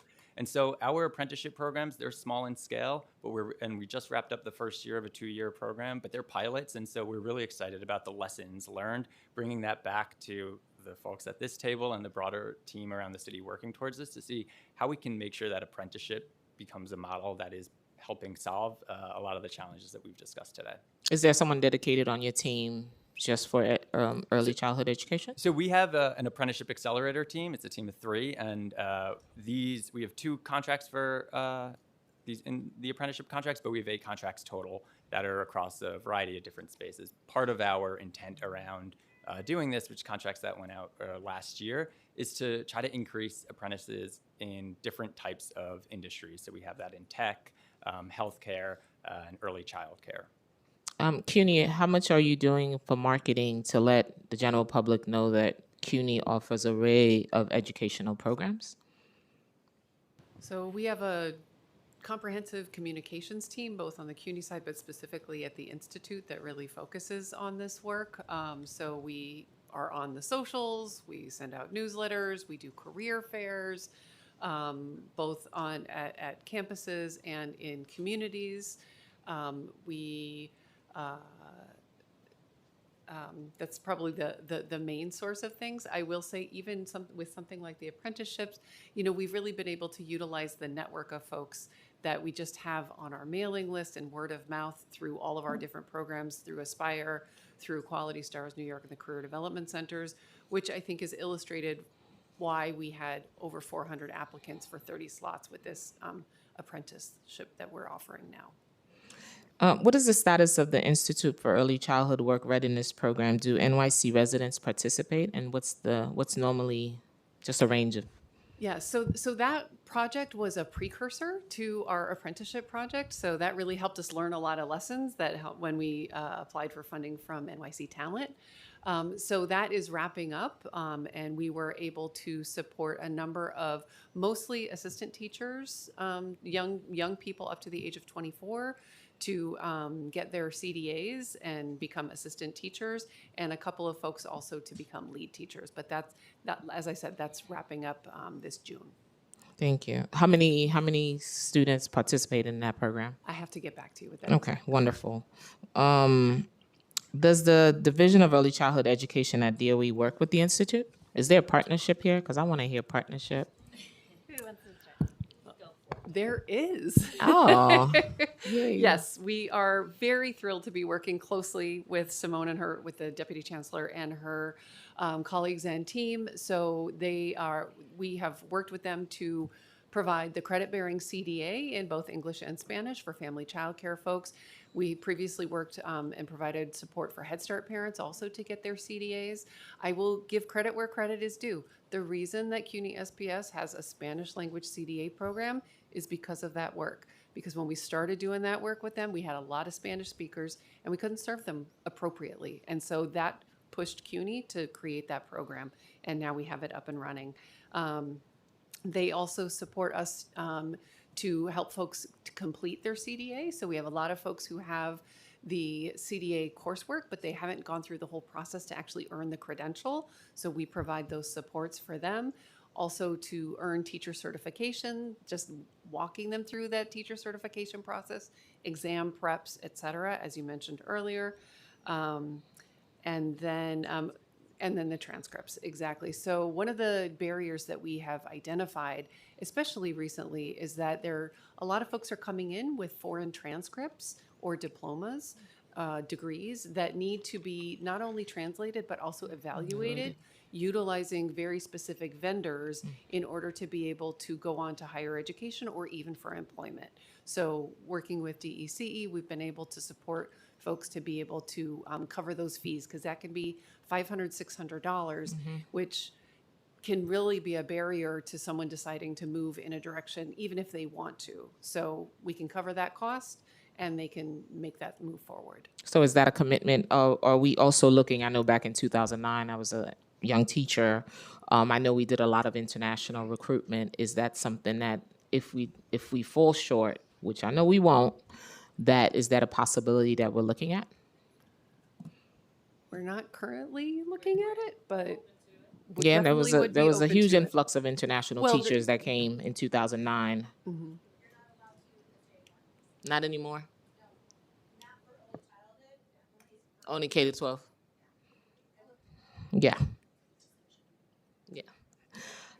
Earlier, when we talked about the early childhood apprenticeship, what additional support would you need to expand that program to have more individual? This is the money part. Our ask is $3 million over 3 years to support 200 additional apprentices. So, you can't be shy when you come to the council when it comes to money. Pass it along to Councilmember One. Chair One. Thank you so much, Chair. Joseph, she beat me to it. I was going to have a conversation with Doug, our dear friend who has been patiently waiting. So thank you so much for being here. Does New York City Talent offer any programs to support the recruitment? Sorry if you already said this. Yeah, so our apprenticeship programs, there are two. We have one at PDI and one at Kennedy Children's Center. And so those programs are funding to support apprentices. They're small in scale, but we're excited about that model to make sure that we can bring those learnings back to the broader group here. Do you have any private funds dedicated towards early childhood education workforce development that could be referred to for our small businesses who are CBOs? Right now, our contracts are actually federally funded, so there's no private funding involved in those. Got it. And I have a few other questions. Can you give me some clarification about how the positions like assistant teachers and whether the admin is committed to pay parity for equivalent of DC 37 and UFT positions beyond teachers? I think this is something we're going to look at closely, look at all of the different roles in early childhood programs and the gaps in wages as we look towards more equitable wages for all of our staff. And then for some of the moms who are currently teachers, or already early childhood education teachers who want to get back into CUNY Reconnect, right now they can't be full-time students, which prevents them from taking advantage of this program. Has that been reviewed by CUNY at all on how they can get connected to CUNY Reconnect? I have some great news. CUNY Reconnect that we launched this fall was specifically designed for people ages 25 to 55, and they go part-time. They're required to take up to 15 courses over the course of the year. So this is specifically designed for working adults. Great, thank you so much. I'm sure there's many people in the audience who are sending me these questions, are very excited to hear that. If community-based organizations, teachers have the same qualifications as a teacher in the Department of Education, why isn't the pay equal and the benefits equal for them outside of the unionization? So that's what people want to know. I think we acknowledge that there are these gaps, and it's not something that happened overnight. This is a system that has been built for decades on an inequitable foundation. And so I'm not going to sit here and try to defend to you why it's the case, because I don't think that's not a decision anyone up here made. It's not a decision, obviously, any of you made, and it's something that we all have to grapple with together as we build towards a more equitable system. So we're starting from a foundation that does treat people differently based on the setting and they work in, and we have to, over time, as we work with you, as we work with labor, as we work with our non-unionized providers, work to address this. Okay. I think the A+ for effort in trying to answer the question, but I'm already getting so many text messages about the dissatisfaction to that answer. I know that it's going to be on another hearing, so tune in for the next one with Chair Gutierrez. And then if we want the CBOs to offer this care and they're operating off of 2021 budget, how are they supposed to stay in business if this budget does not increase? This is something we're looking at closely right now as well.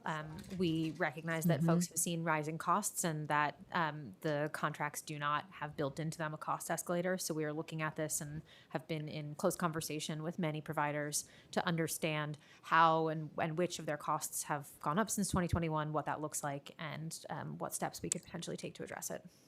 So going back to, we had many questions about the data.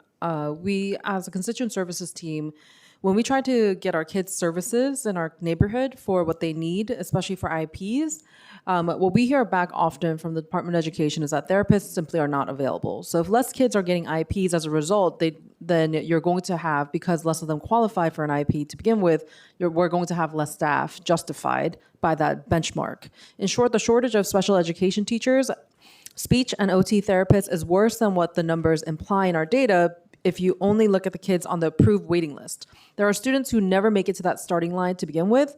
And New York City Public Schools, we really want you to be more open about what's deterring the students from getting those IEPs in between the paperwork. Like, my district has the highest amount of migrant children enrolled in District 30.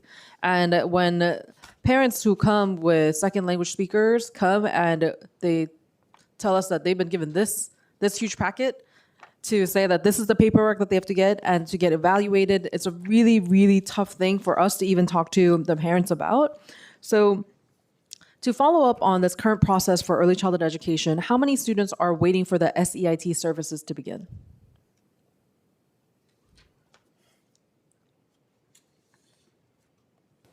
We will have to get back. We will have to get back.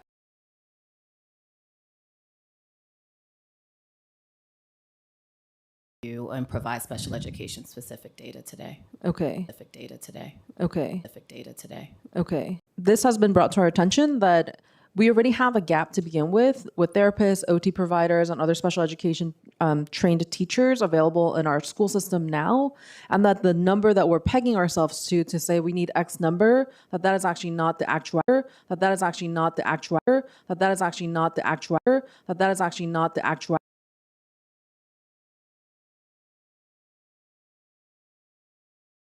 So Okay, I do have sure. a number for you. Oh, okay, great. And so the CPSCs, they've completed over 13,000 IEPs for this school year. And at this time, we believe there are 3,400 more, but noted about outreach and making sure that whatever outreach we conduct is culturally responsive to communities.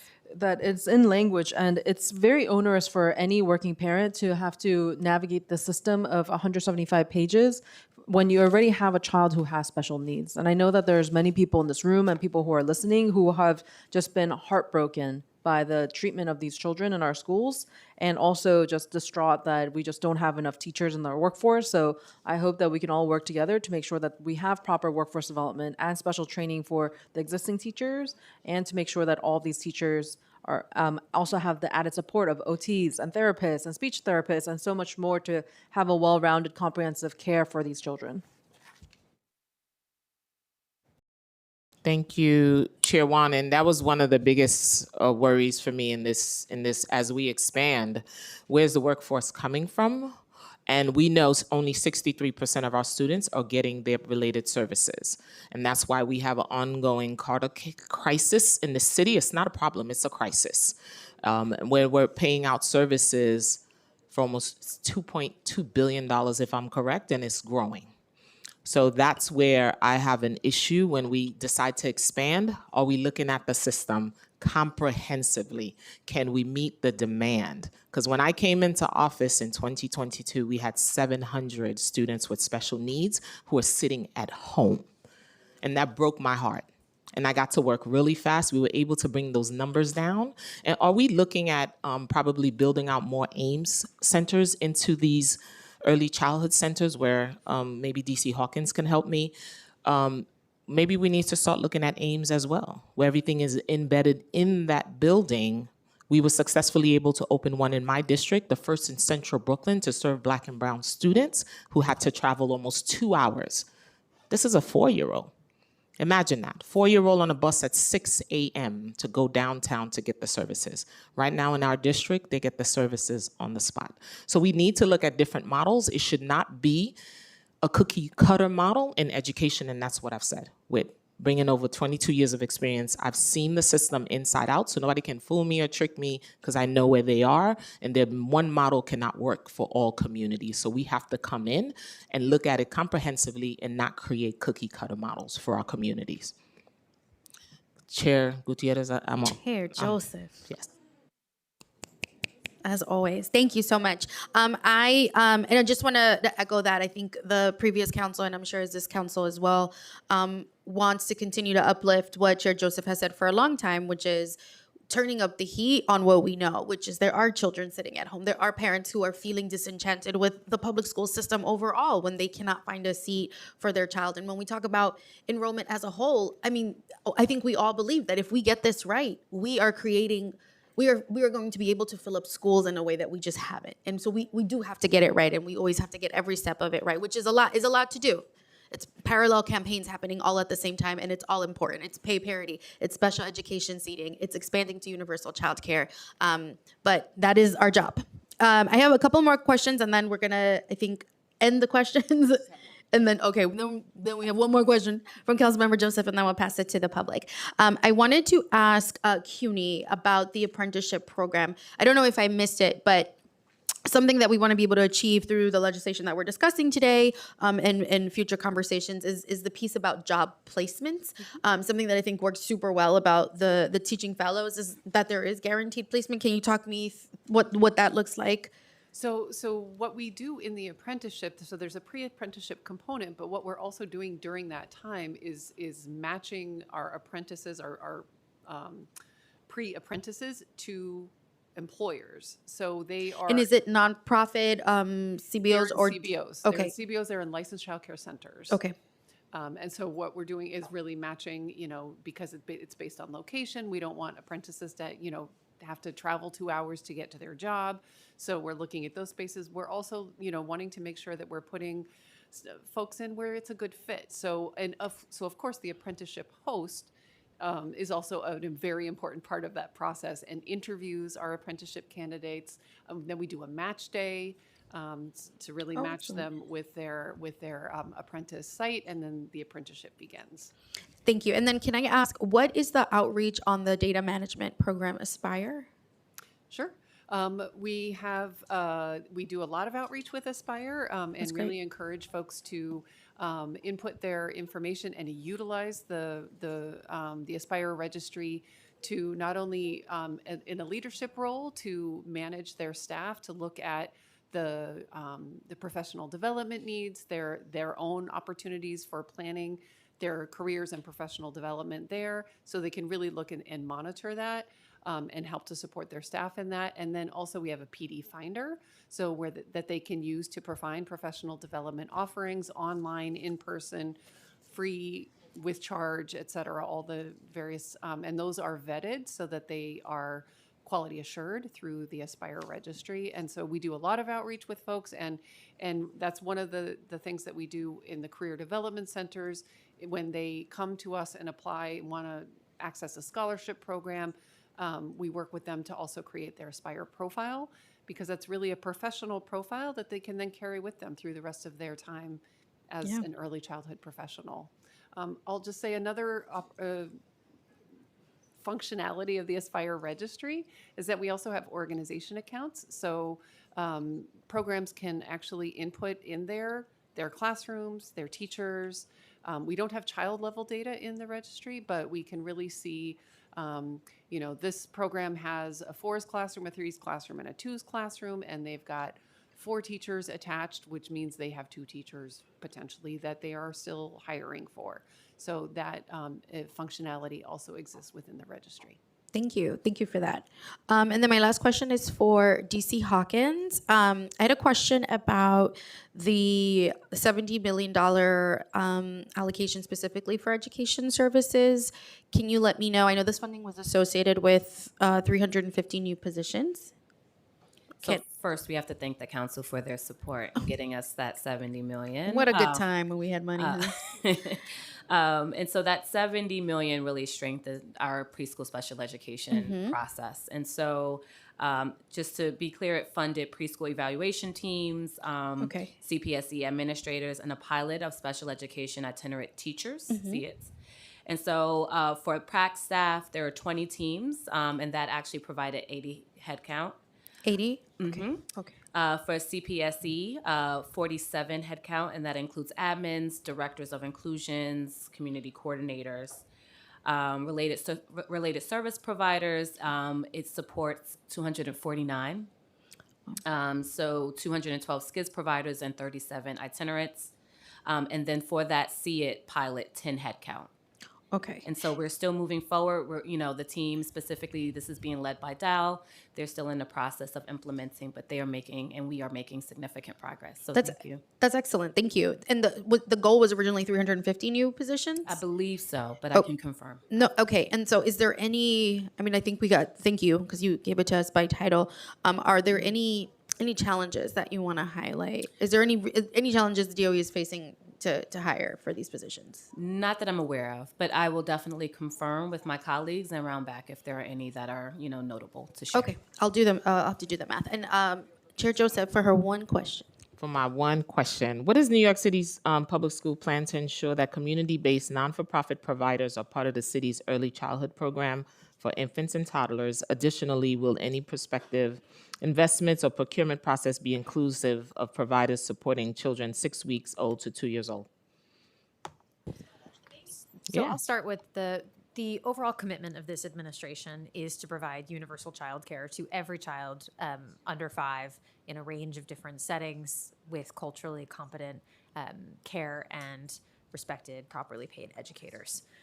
The steps we're taking this fall with 2K and the launch of that program is really the first step in this overall vision and goal. And so what we are on a path toward now, with thanks to the governor's commitment of state funds earlier this year, is the 2,000 2K seats we're launching this fall, 12,000 2K seats in the fall of 2027, and access for every 2-year-old in the city whose family would like to participate by the end of the mayor's first term. We are continuing to build toward that vision ultimately of care for all children beginning at 6 weeks, and getting to that goal requires deep partnership and investment in our community-based providers.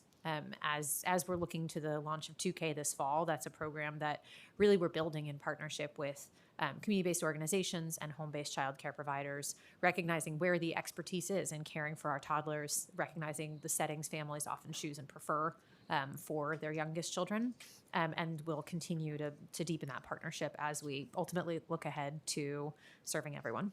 And we leave no one behind.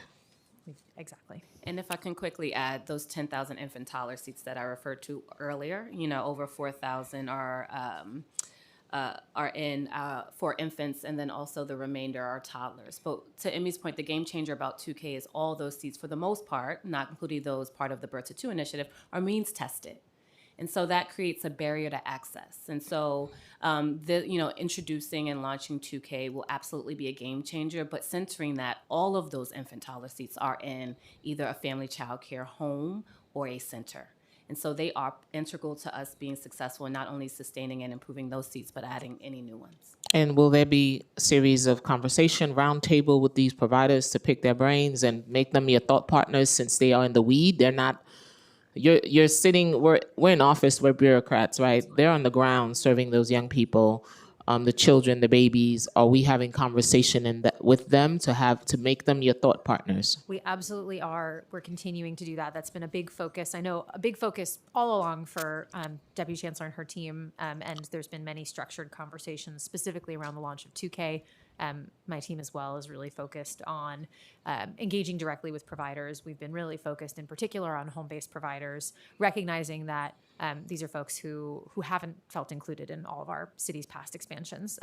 So I will be this evening on Zoom with a couple hundred home-based educators. That's something we're committed to doing on a really regular basis. And that was one of the biggest things I complained when I was an educator. They want to plan for me, but not with me. So I'm happy that you're taking the step to plan with them and not for them, so they can have an input and help you. They've been doing this work. So thank you all.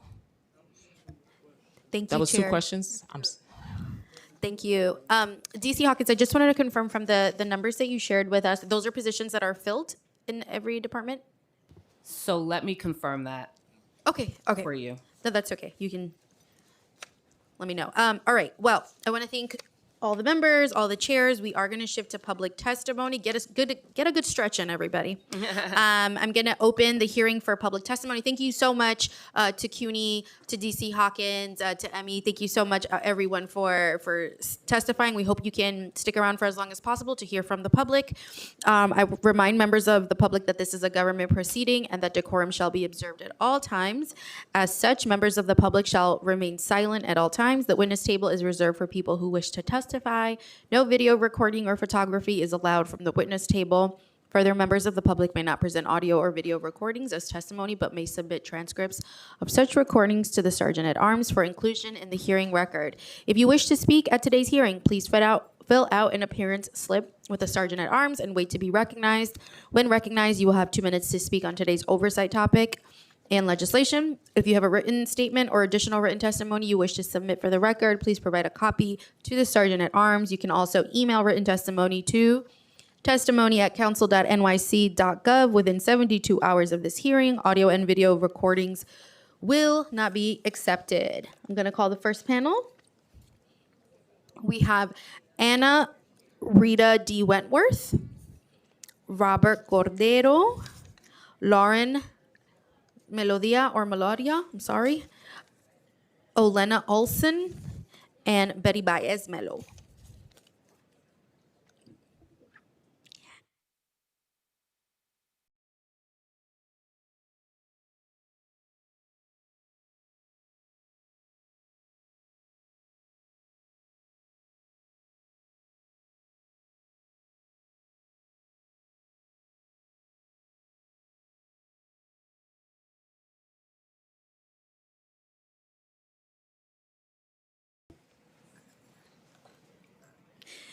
Okay, anybody can start.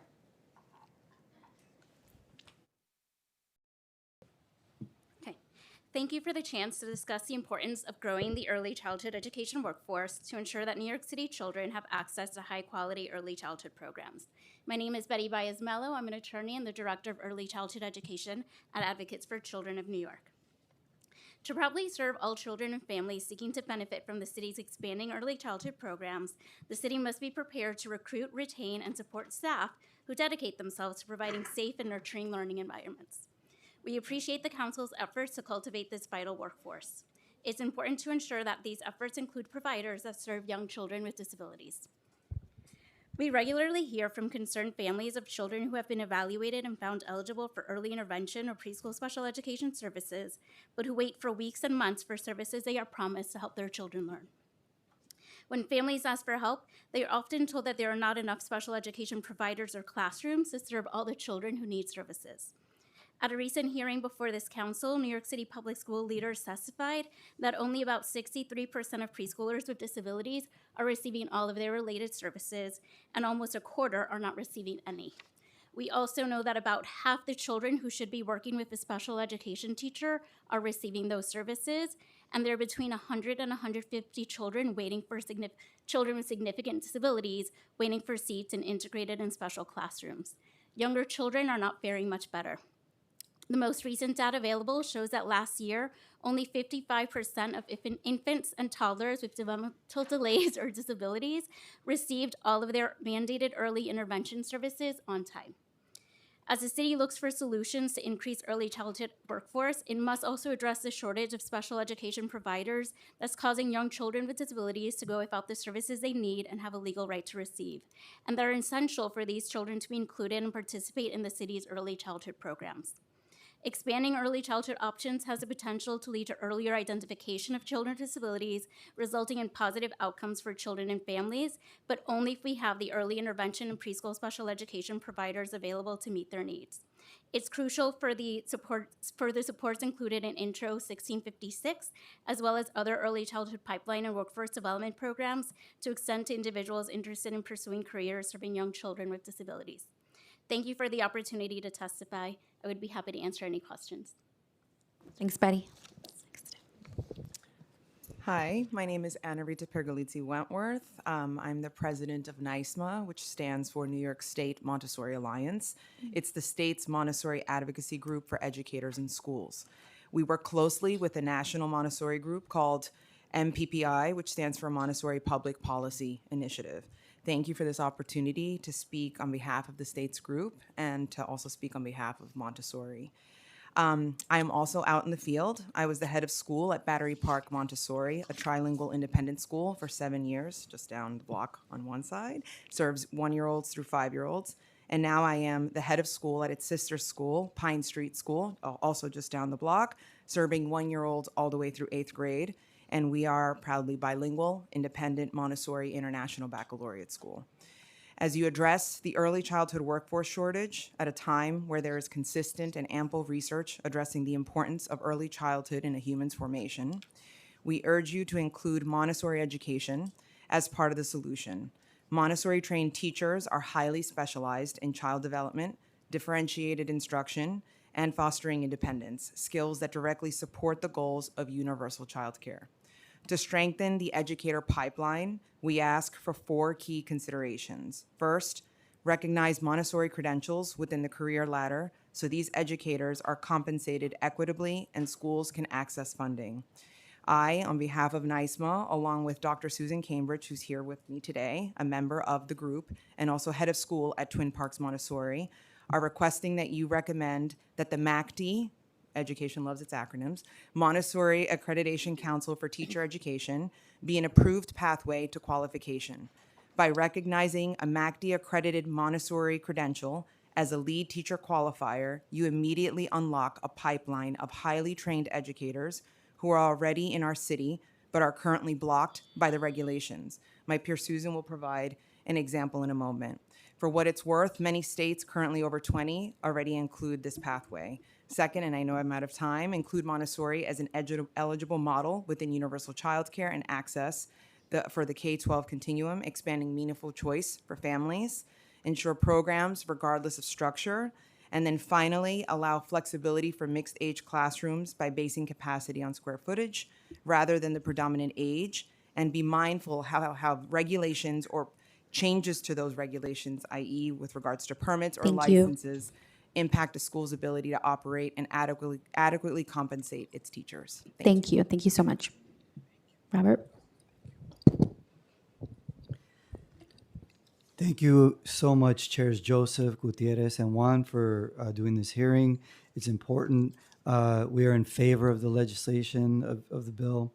My name is Robert Cordero. I'm the CEO of Grand Street Settlement, based in the Lower East Side, also serving the Bronx and Brooklyn.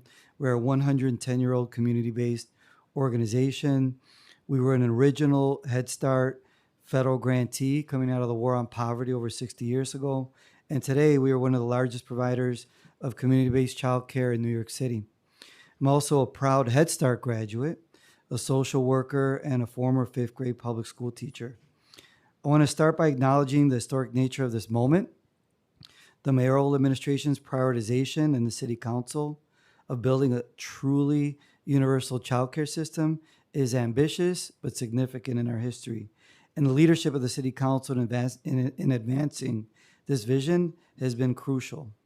This is a once-in-a-lifetime opportunity to get this right for families today and for future generations. I am not here as a policy expert. I am here as a parent. Children went to universal pre-K, but I'm also here as an early childhood provider. I want to be direct. Universal childcare will only succeed if it works for the community-based and nonprofit providers who make it possible. If we are serious about universal childcare expansion, we need a workforce pipeline that is real and sustainable. Right now, we are asking early childhood educators, many from the very communities we serve, to take on student loan debt to enter a low-paying, high-stress, but mission-focused profession. At the same time, providers like us are struggling every single day with recruitment and retention, competing with higher-paying systems from the public and private sector, managing burnout, and trying to hold on to talented and committed educators who are deeply committed to this work but cannot afford to stay. This is the wrong starting point. We need free tuition, not selective scholarships for early childhood degrees through the City University of New York and the State University of New York, because New Yorkers who want to serve their own communities as early childhood educators should not have to go deeply into debt to do it. If we remove that barrier, we open the door to the very workforce this system depends on and give ourselves a real chance to recruit and retain them. Kudos to the administration's efforts thus far to expand care to 2-year-olds. But let us recognize that for children from 6 weeks to age 2, which we have not really been discussing very much, Robert, Not- can you wrap up? I'm so sorry. I will. Nonprofit community-based organizations and family child care centers are the backbone of that system. Thank you. Thank you. Thank you so much. I don't like to interrupt people, so please wrap up your thoughts, guys. Thank you. Okay, hi, my Do your name's best. Lauren Melodia. I'm a labor economist by trade, and I study the city's labor market broadly and the childcare sector specifically. And I want to urge council to think about, with this labor shortage, yes, it's important to think about new entrants into the field, but the top priority right now is retaining and supporting the existing experienced workforce in this field. We've already heard about low wages in the field and pay disparity. I don't need to get into that, but I'm happy to share all of the analysis we've done. The policy that's ultimately needed to incentivize new entrants and retain existing workers is for the city to commit to a career ladder and sector-wide salary scale for all occupations in the field, not just lead teachers, that demonstrates to people that there's real growth opportunities in the field, including for those who have extensive experience but haven't seen the value in obtaining more credentials because it currently translates to little or no increase in wages and benefits. But the real thing I want to highlight today is the importance of establishing a wage subsidy fund here in New York City today. Workers have been demanding this. It has worked in the city's history as well as in other places. When we stabilize the existing workers, we stabilize the field. These subsidies will be most meaningful to the lowest wage workers in the field, who are the family child care providers that, in my study, the median family child care provider has worked for 10 years in the field and is earning $6 per hour today. So that's a lot lower than $69,000 a year. These providers are educators and business owners, and their programs are at risk of closing due to the city's current plan to administer 2K through contracts with network-affiliated providers. I want to highlight that during COVID, one of the most disruptive moments in the city's history, the state had several stabilization funds. And so during the course of COVID, we actually only lost 100 family child care providers. But prior to COVID, when the city launched pre-K and 3K, the city lost 1,300 family child care programs because there was no stabilization put in place to protect these programs that didn't have an easy way to get into the DOE contracted system. So I urge the council to fund a wage subsidy program in this year's budget and to develop a career ladder and sector-wide salary scale that can be incorporated into all city contracts and voucher payments to centers and family child care. Thank you. Thank you, Lauren. Thank you. I'll try my 2 minutes. Do your best. My name is Alana. I'm educational director of a small preschool in Park Slope, and I had been vocal about our struggles, and I've been repeating the same things over and over. I really don't want to be thanked for our service and dedication verbally while being completely dismissed financially. I don't want to be told that families of the city need us while completely dismissing us, people who provide education for youngest New Yorkers. Are we not families? I no longer can bear hearing that this meeting is not the venue to be addressing financial concerns. I have no answers to questions about financial structure of 2K rollout. We still do not know what is it gonna, how is it gonna look like? I had been waiting to hear in my, it's my personal case, from DECE about being able to add 10 more pre-K seats to my current chopped 10-seat classroom for next year since November. And last answer was that a few weeks ago, the team is reviewing requests from programs citywide, including those from priority 3K zip codes and 2K districts, and that approvals will be based on the need for services and availability and funding. And then the next thing I know, we're receiving an email from DECE about opening of new centers, adding new seats, and an ask to distribute family ladders to our families while my families are waiting to find out if they will stay in my program for the next year. Please stop calling us in your current campaign free childcare, and please review the current salaries of CBO teachers to even out disparities. This would be the true and heartfelt thank you to all of us. From the notes of all the conversation that happened before me, if you want to attract the workforce, there are 3 ways. It has to be the scholarship or lowering their qualification or pay what must be paid. Student teaching, if you want to shorten the amount of time that, to get to get people into the workforce faster. People who are already teaching, why do they need to be student teaching on top of working already in the classroom? Leadership support, I would need more. Who do you go to when you really need support, when you have financial issues, when you have kids with disabilities who are not being evaluated fast enough? Working with our current providers statement, not really. It's been a lot of work happened with the families.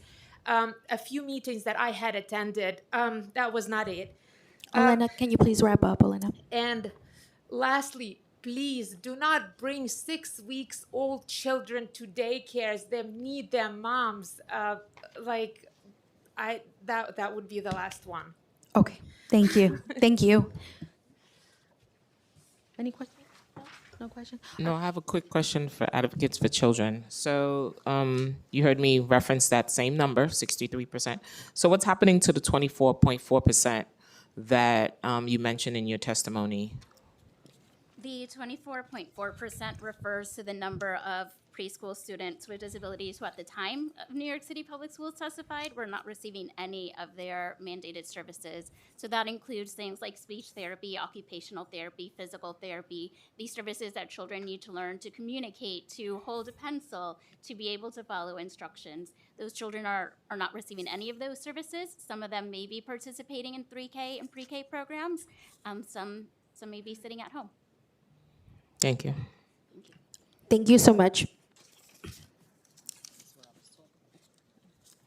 Calling the next panel up, Adelo Ramirez, Anna Success, sorry if I mispronounced that, Tsering Dickey, Susan Cambridge, and Laura Kriakow. I'm sorry if I mispronounced.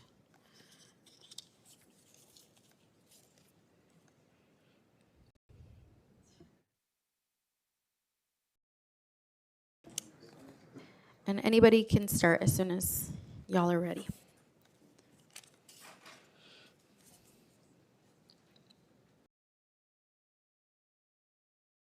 Yeah, you can start, whoever wants to start.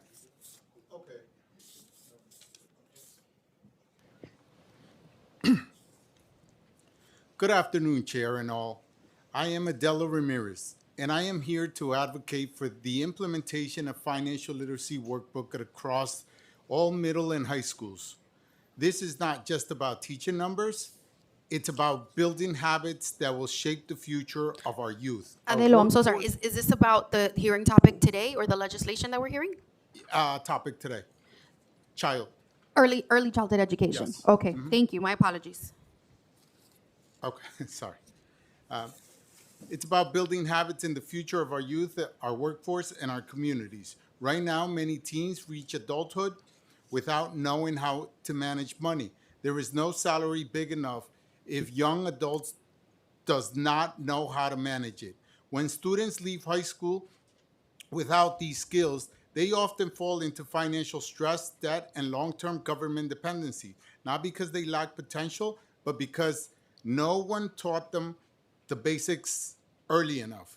This workbook is designed to involve students, parents, teachers together. When families learn the same financial language, everyone benefits. Teachers gain a structured tool that supports real-life learning with their own salaries. Parents gain clarity and confidence, and students begin building the habits that will carry them into adulthood. We often hear proposals for free bus rides and free colleges.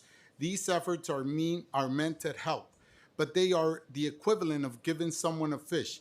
Financial literacy is how we teach the next generation how to fish, how to budget, how to save, how to plan, and how to avoid the traps that lead to lifelong financial struggles. If we want a stronger workforce, stronger families, and stronger communities, we must start early. Middle and high schools are the years when habits are formed. If we give students the tools now, they will need to rely on government support later. They won't need, sorry. Did you? So it's okay. You can submit your testimony if you have more online. Okay. No, bottom line is if we start early, from daycare, we could continue moving forward with education on finances. Thank you. Thank you. Thank you. Lara, do you want to go next? And then we'll just go down. Thank you. Good afternoon, chairs. Thank you so much for holding this hearing and your continued dedication to this issue.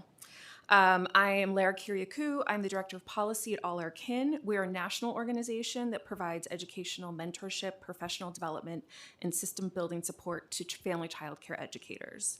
In New York, we offer bilingual services of licensing coaching, business series, educational coaching, leadership coaching to hundreds of family child care educators at no cost to them, primarily in the Bronx, although not exclusively.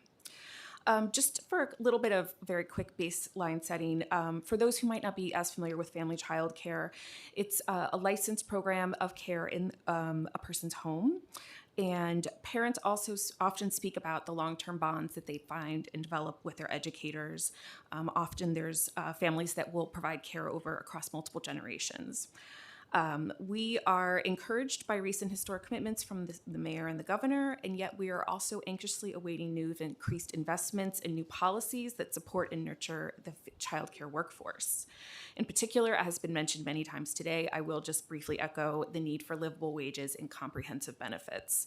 My colleague Lauren Melodia, who just went in the panel before, as she echoed, the $6 to $8 an hour is for family childcare providers who own their own home, or rent their own business, rent and own their own homes. And so that $6 to $8 is after all of the other costs for the month have been paid.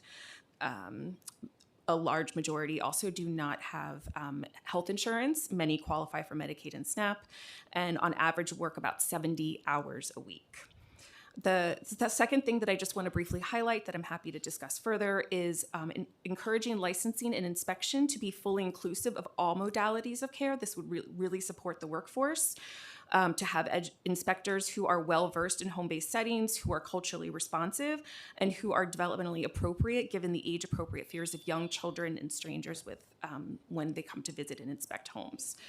Lastly, I'll just also say that encouraging professional development and continuing education is important as long as we continue to increase access, awareness, and financial assistance opportunities.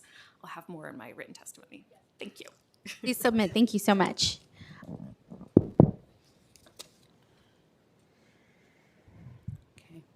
Good afternoon, everybody.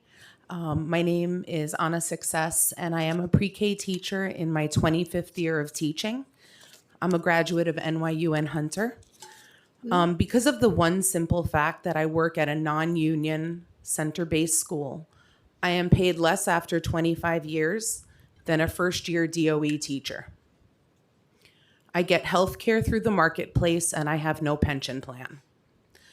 I am also a mother to 2 teenage daughters, as well as a native New Yorker. My voice today is not my own, but that of every single teacher in this city who is being paid far less than what they are worth. We have seen expansions like this in the past. We've attended rallies and hearings in the past. The DOE pours millions into brand new shiny buildings and administrative positions.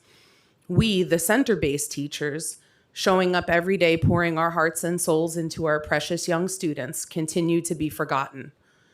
Our school has seen generations within the same family attend in our school's 75-year lifespan.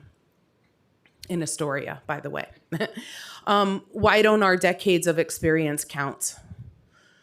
Costs have risen drastically, and we can't tread water for another 2 years. We have our own families. We want to provide the very best for our own children. We deserve the same pay, the same health care plans, and the same pension. We are at the point where we sound like a broken record. There's only one right way to proceed: pay CBO teachers and staff equally and fairly. We are living in the same city, doing the same job with the same New York City children. It is time to act. While I understand my concerns are not the primary focus for today, I implore all elected officials here today to take care of the CBO teachers who are in this profession currently. We are suffering. And lastly, 5 seconds. I just wanted to add, when I had migrants in my class that did not speak a word of English, I spent most of my day on Google Translate. I had no support from the DOE at all, none. And we don't have Spanish-speaking teachers in our school. We only have 5 teachers in our school. And my last point, I don't think that a 12-to-2 ratio for 2-year-olds is safe. I think it's extremely unsafe. I think that we need less students and more teachers, especially with diaper changes. Thank you. Thank you so Anna. much. Thank you, Anna. Thank you. Honorable chairs and members of committee, good afternoon. My name is Sering Diki, and I am the founder and executive director of the Diki Daycare Group. Since 2005, we have been operating, and now we have 5 early childhood centers across New York City. I'm here today to speak about the urgent challenges facing the early childhood educator workforce. First, we must address the pay disparity between the Department of Education and those working in the community-based organization. We do the same work, serve the same children, and meet the same standard. Yet CBO educators are paid significantly less.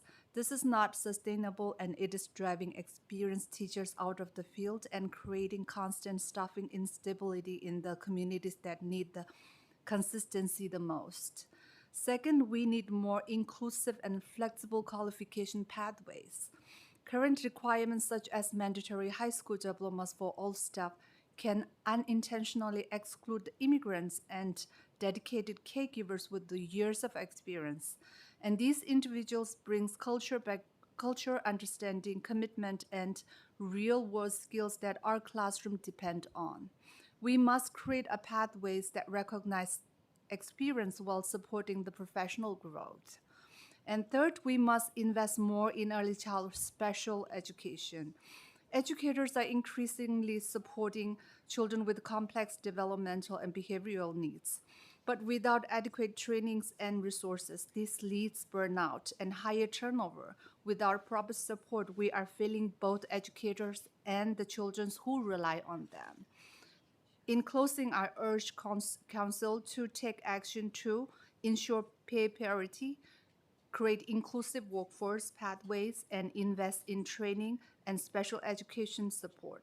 Supporting the early childhood workforce is essential to the future of our children, our communities. And thank you for the opportunity to testify. Thank you.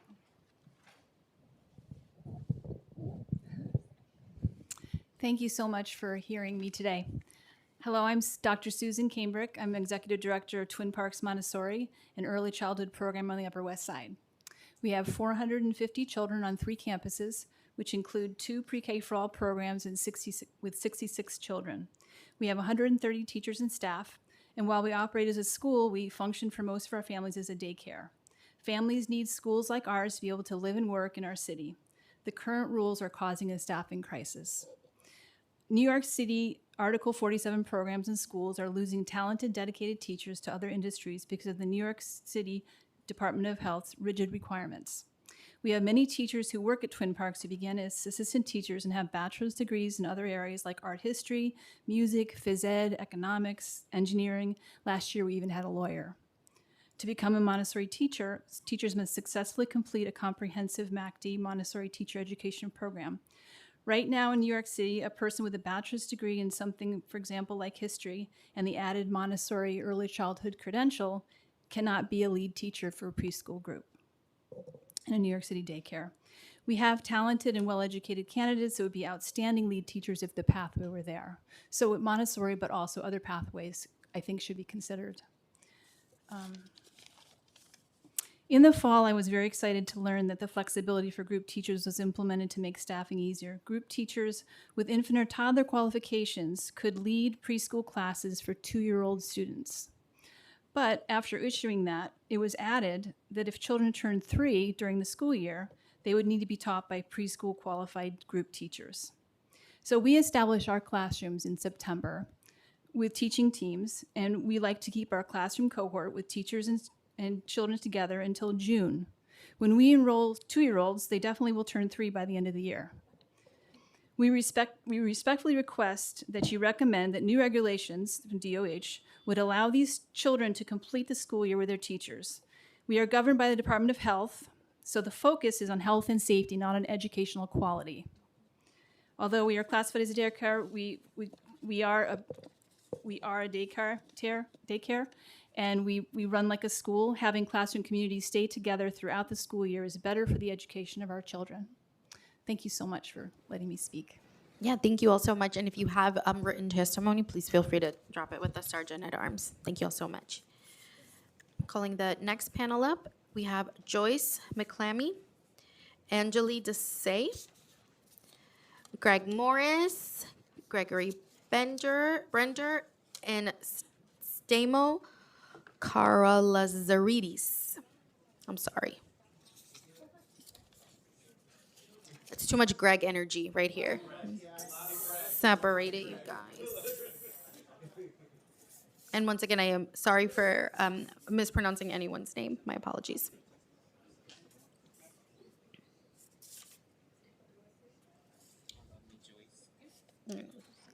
Anybody can start.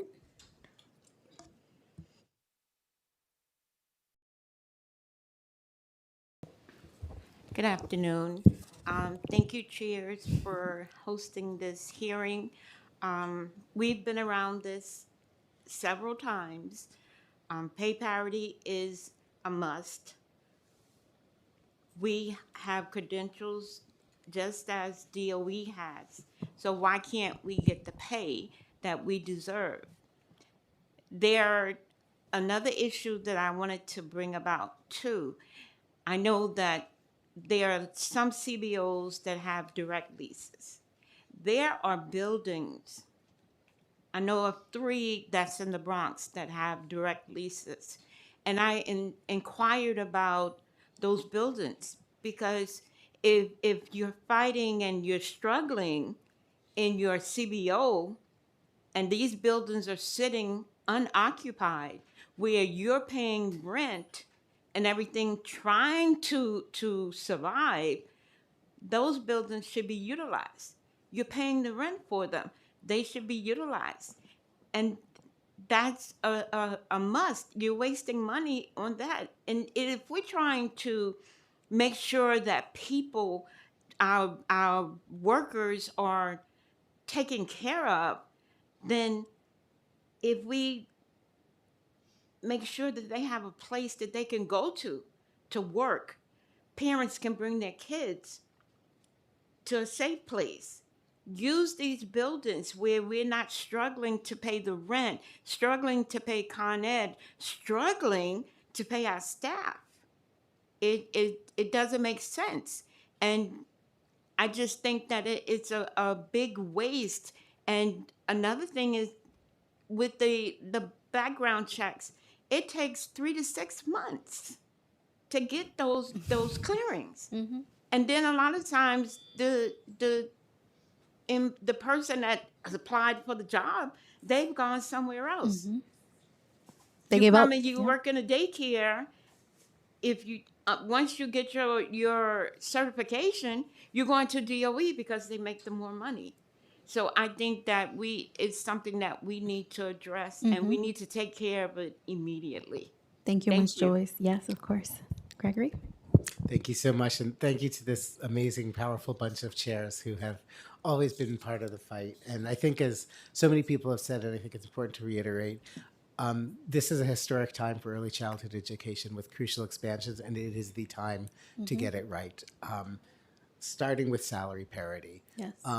As we've talked about, while there has been some progress made over time, particularly with the leadership of the City Council, the disparities, particularly for longevity, are really extreme, and that is at the heart of our staffing crisis. And the staffing crisis in early childhood centers is real, and as well as in family-based programs, and we are seeing reduced capacity and closed classrooms because of the staffing crisis.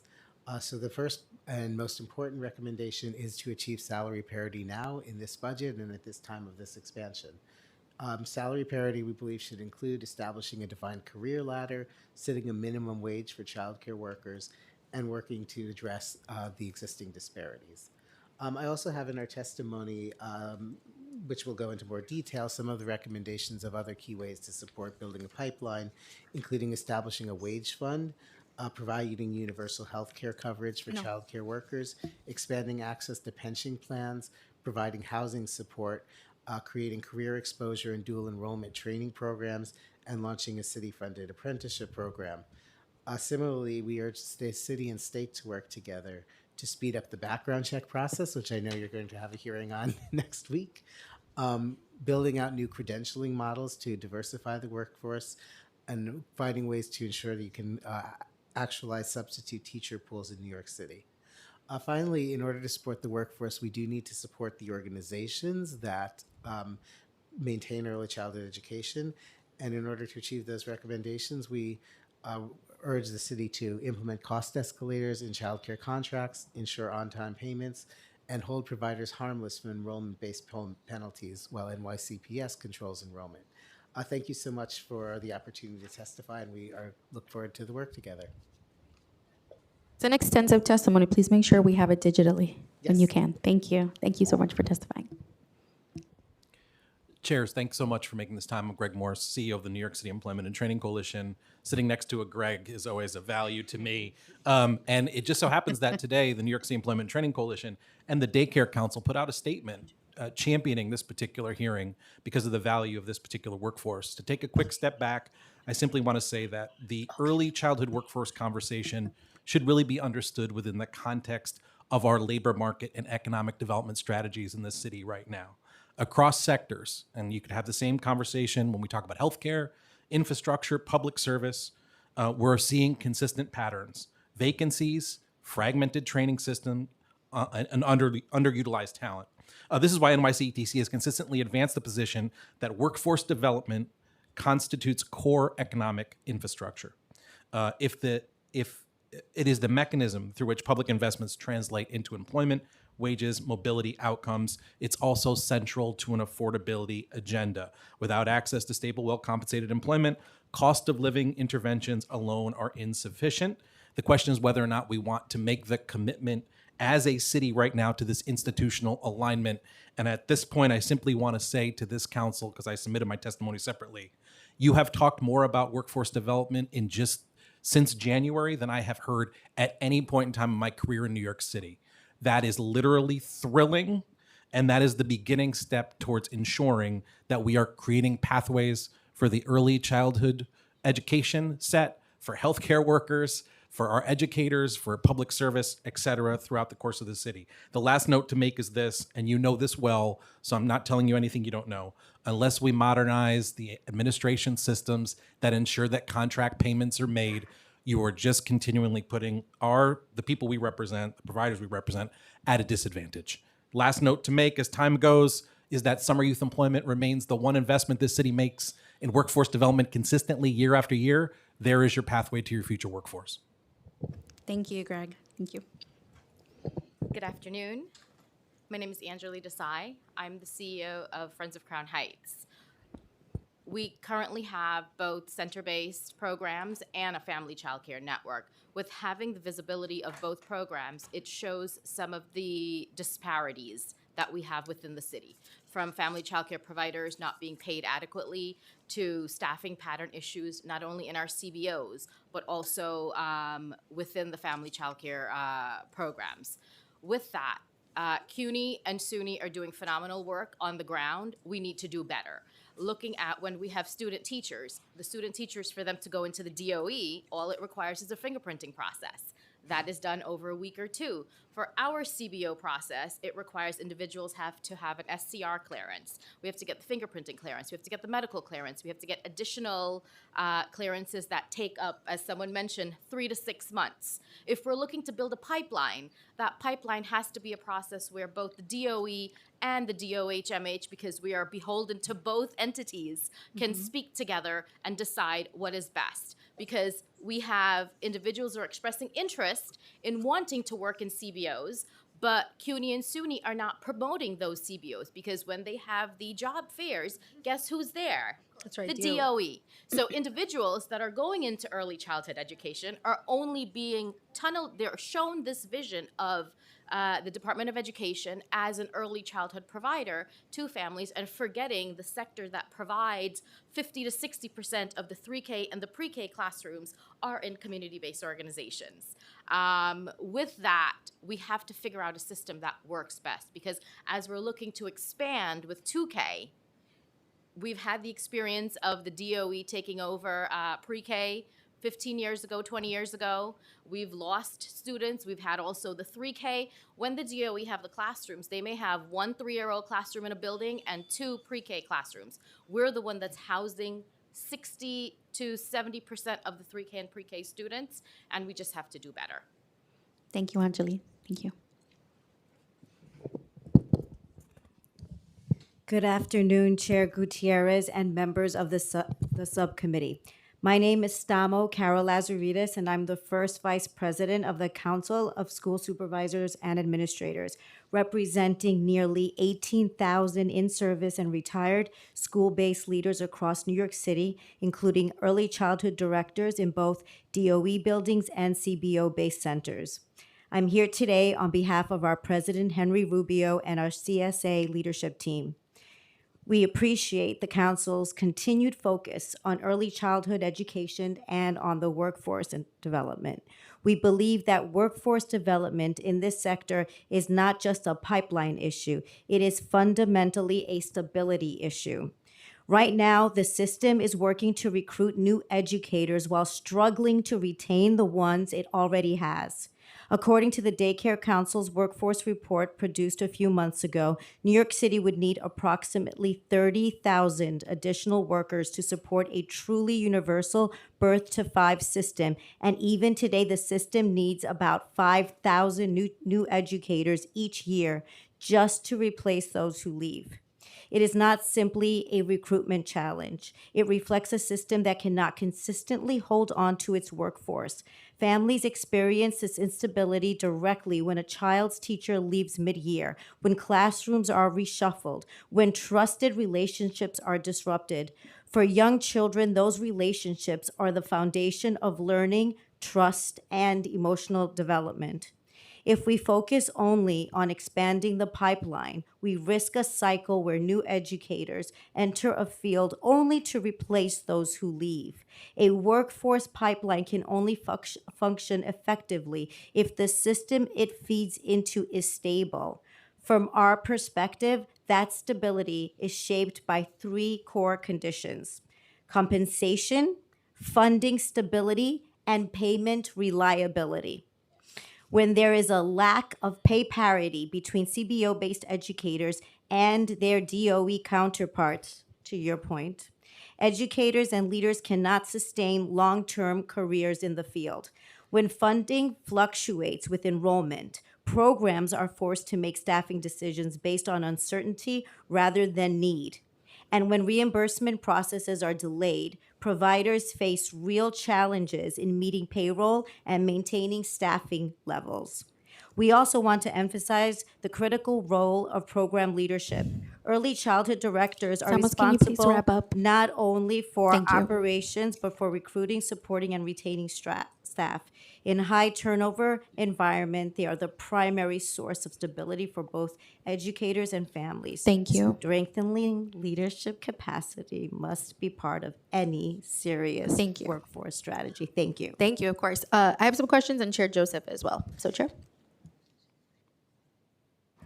I wanted to know what is driving the low wages for our workers, and when is the next negotiation, and how do we bring that pay parity up? I know we did that for special education with the 4410. How do we get the other workforce to also meet that moment? There's a number of factors, and I think one of the key ones is just a level of disrespect and not understanding the value of the early childhood workforce. This is a workforce that has always been primarily women and primarily women of color, and there is just a long history of not valuing and not paying this workforce fairly, and that has continued to this day. The current collective bargaining agreement expires in 2028. However, the city can move now to increase salaries. The salaries are determined by what amount the city is paying to its contractors. Contractors like the folks who've testified here today cannot pay any more than what the city puts into their contracts. And so those contracts can be amended if the city puts more funding in, which is in fact they have done in 2019 when there was not at a period where the collective bargaining had expired. There was just an understanding that with the expansion of 3K, there was a need to increase salaries for the workforce. So it is something that can be achieved through a city budget process and through an investment from the city. Go ahead, Joyce. I just like to add that it's been so long since daycare workers have had an increase. I know in 2012, we didn't get one brown penny. Bloomberg took everything that we had from us, and we didn't get a raise. We just got this rate. We ratified our contract in 2024, and some of our CBOs are still waiting for their retro money. We have not all gotten our money. So it's been a long time. If everything else is going up and our salary is not going up, then how can we survive? One quick thing. When we look at salary between a CBO employee and their counterpart within the DOE, the DOE's floor is our ceiling. So if we just think of it like that, where the DOE is starting for a teacher, that is the maximum amount we can offer, whether we're unionized or not, based on the contract. So there is that disparity already there. Primarily, as everyone knows, it's women and women of color, and there's a blatant disrespect. But we have individuals have the same credentialing counterparts within the DOE. As many of our CBO counterparts here, our salary in our lifetime, we're out millions of dollars. It's doing it because we have that bond with the community. There is that need as parents. When you come in and you have your 6-week-old or 6-month-old in a program, that they can stay there from day one until they age out into kindergarten, into the bigger DOE public school system. That's what you're looking for. That's what families are looking for. But it comes back to a blatant disrespect with or without the same credentials. So the individuals that have the same credentials, we cannot have count some of our teachers. They've been in CBOs for 15, 20 years. A DOE teacher, after 20 years and you retire, you have a very nice pension. You can retire in peace. For a CBO teacher who has worked for 20, 30 years, you're looking, am I gonna qualify for subsidy for healthcare? Am I gonna qualify for food stamps, right? Am I gonna qualify for housing assistance? Because this is something, they have been working in a system that does not respect them and does not respect the job that they're doing. And many of our CBO teachers are looked at as babysitters. So it's having that where there is a respect, but it also has to be matched with the finances. What is the CBO starting salary, just for the record? For a group teacher, a master's certified group teacher, it's $68,000. After 5 years, DOE might be up at 82, 84, if anyone has the exact figures. I had 76 to 85,000 DOE after 5 years. And CBO directors who usually teach approximately 5 years before becoming directors make that starting salary as a beginner director starting spring 2026 as New York City teachers make with 5 years experience. So to your point, a director might look at a New York City DOE school and prefer to be a teacher and retire in 25 years with all the benefits, et cetera, and make the same, if not more, especially if they have masters plus 30 compared to becoming a CBO director. And all the experts on the table, how do we close that gap? Salary. Money. I gotta get. We gotta find the money. We gotta find it. Yeah, we need more money. Pay parity, yes. And I know for my thing is we go to Albany every year before the budget is done.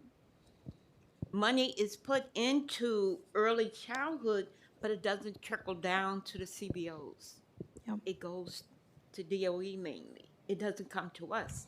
So that's why, that's another reason that our salaries are so low, because we don't get the funding like we should. Greg and Greg, y'all want to weigh in? I would just say the important thing to remember, especially as it relates to community-based organizations and the nonprofit sector and the human services, social services space, is that city government relies on them to serve the community. And I would argue, in many cases, the ability to serve on the ground in the field, as someone who started as a practitioner 30 years ago, signing kids up for jobs through the Summer Youth Employment Program, reminds me how critical that investment and that connection is. The reality, though, is if the human services sector decided tomorrow to say, we're not going to accept any contracts that are not paying our people what they deserve to be paid, this city would literally spin off the rails. It's the nonprofit, human services, community-based organizations that are not just the structural backbone of the city. You could also argue it's the economic backbone of the city. And I think there is a bit of a reckoning coming for the human services, social services, community-based organization space to say, if this administration wants to achieve its objectives, you have to hold us to the same standard and expectation that you are holding others to. And in doing so, you have to compensate us appropriately. And if not, well, what if then the sector turns its back? What will that do? And I think that's a consequence that this city does not want. I don't think this administration wants. And I know you, as thoughtful, dynamic leaders, do not want that either. The reality is the nonprofit human services folks can't eat either. Thank you. Thank you. Chair Juan has questions. Hi, everybody. Thank you so much for coming and volunteering your time to be here. Can you help me understand? I know that the team that was here testifying from the agencies, the implication to me of what was implied was, it sounds like the fastest solution is to unionize all the CBOs. So I think it'll be, okay, so I already see you shaking your heads. So can you help me understand, one, like, what has the process been? Like, have you been encouraged to have your staff unionize? Like, what does that mean for you as a small business owner? And what is the alternative that you would propose back to the city? And I know that the director has been kind enough to stay, and I'm pretty sure I saw DC Hawkins was here for a while. So, everyone's listening. So I think we need that feedback. So, funny enough, we are a union shop. And it's still the salary. And just the union rep, for yeah. our directors, CSA, and Local 205 for our teaching staff, it's still the same thing. So union or non-union, individuals who are not unionized, they may have it worse off because it would just be minimum wage if you look at it, right? Union shops, we have guidance, we have salary that we have to kind of adhere to, pension, there's certain additional benefits with medical and staff members that being compensated for as part of your contract. For individuals that are not unionized, they have it worse off. However, when we're looking at just credentials, if you're going into any other space, you walk in with your resume and you put your credentials down and the salary should reflect that. But in this scenario, it does not. So we represent CSA principals and directors, assistant principals, EA, supervisors of, et cetera, across the city of New York. Just to put it in perspective, when I gave you the comparison before, because we asked about teacher salaries, I compared a director with 5 years approximately experience compared to a New York City teacher.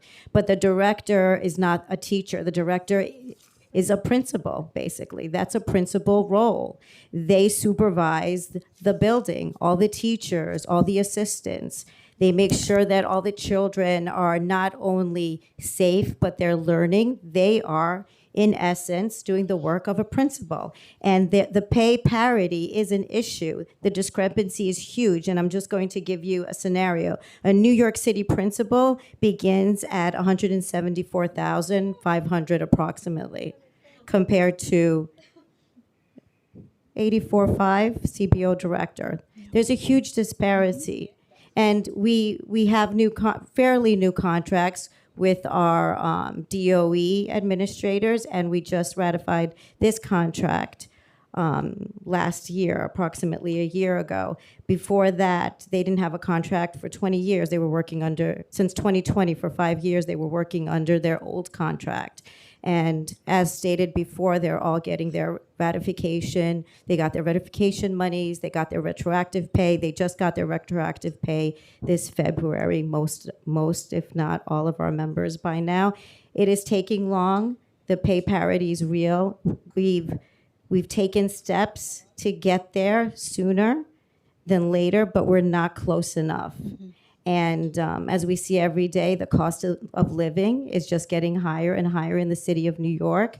Our mayor sees that. Our mayor wants our families in New York City to have free childcare so that they can work. But how about the people who are working in these centers who are taking care of the families? They need to be able to take care of their families too. So we're all here asking for you to look at them as citizens of New York City too, people who do right by our children and the future of New York City, and let's do right by them. Absolutely. Sorry, I just want to add one additional point. Yesterday, same hallway, hearing room on Civil Service and Labor Committee had a hearing. At that hearing, the topic of early childhood education programs and services came up. And it was the union folks that were in the room talking about the specific challenge related to reskilling and continuing to offer training, coaching, guiding, and support to folks who have jobs right now. So I want to flag that, because when I started my testimony, it was about taking a step back to say we are genuinely in a position where there are persistent vacancies, there's underpayments, there's a challenge related to the administration of contracting, there's fragmented training, and there's the underutilization of talent that's both ready to be able to grow, expand, as well as new talent that wants to join the scene. So I just want to sort of frame that from the perspective of the union piece is critical, and we need to be in the same room, higher ed, the union shops, labor, non-labor, philanthropy, as well as community-based organizations need to sit together to strategize on all of this. But not one solution exists to make it clear, obvious. And that hearing yesterday made it very clear to me that they're having their own challenges specific to training their particular talent. And I just want to highlight that. Thank you all. And we do have to keep going, but I just have one question for Gregory Brendas from Daycare Council. You mentioned in your testimony data, and I know that we heard from the administration that it's difficult to attain all sorts of data. Can you share with us what data the Daycare Council has? Sure. And I'll share some of the reports, but a few of the pieces. In 2023, we conducted a survey, interviewed more than 250 childcare centers. 83% of centers reported dealing with staff vacancies. Our research also demonstrated that 68.3% of centers had one staff member with more than 10 years experience. 51.9% of centers reported that on average newly hired teachers quit within 5 years. We also cite some data statewide from the Empire State Campaign for Childcare, finding that there were 776 classrooms in community-based organizations closed due to understaffing. Some other key pieces of data we can show are around the differentials between lifetime earnings in a CBO versus a comparable position in a public school. For a director versus a principal, it's a lifetime difference of about $1.7 million over a 25-year career. And for a certified teacher in a community-based organization versus a certified teacher in a public school, over a 25-year career, it's over a $700,000 loss in earnings. A report that, as the director mentioned, in her previous life, she authored and led research on. So we thank her for that great report, as well as many of the great work she's done, had indicated that we would need at least 30,000 new teachers new staff members, which is a near doubling of the system of about 36,000 current staff members, with a rate of loss of about 5,000 per year. Wow, thank you. Thank you so much, and thank you all so much for your testimonies. I'm going to call up the next panel. I'd like to call up Paula Magnus, Emmanuel Nori, Nora Moran, Karen Tingley, and Jenny Veloz.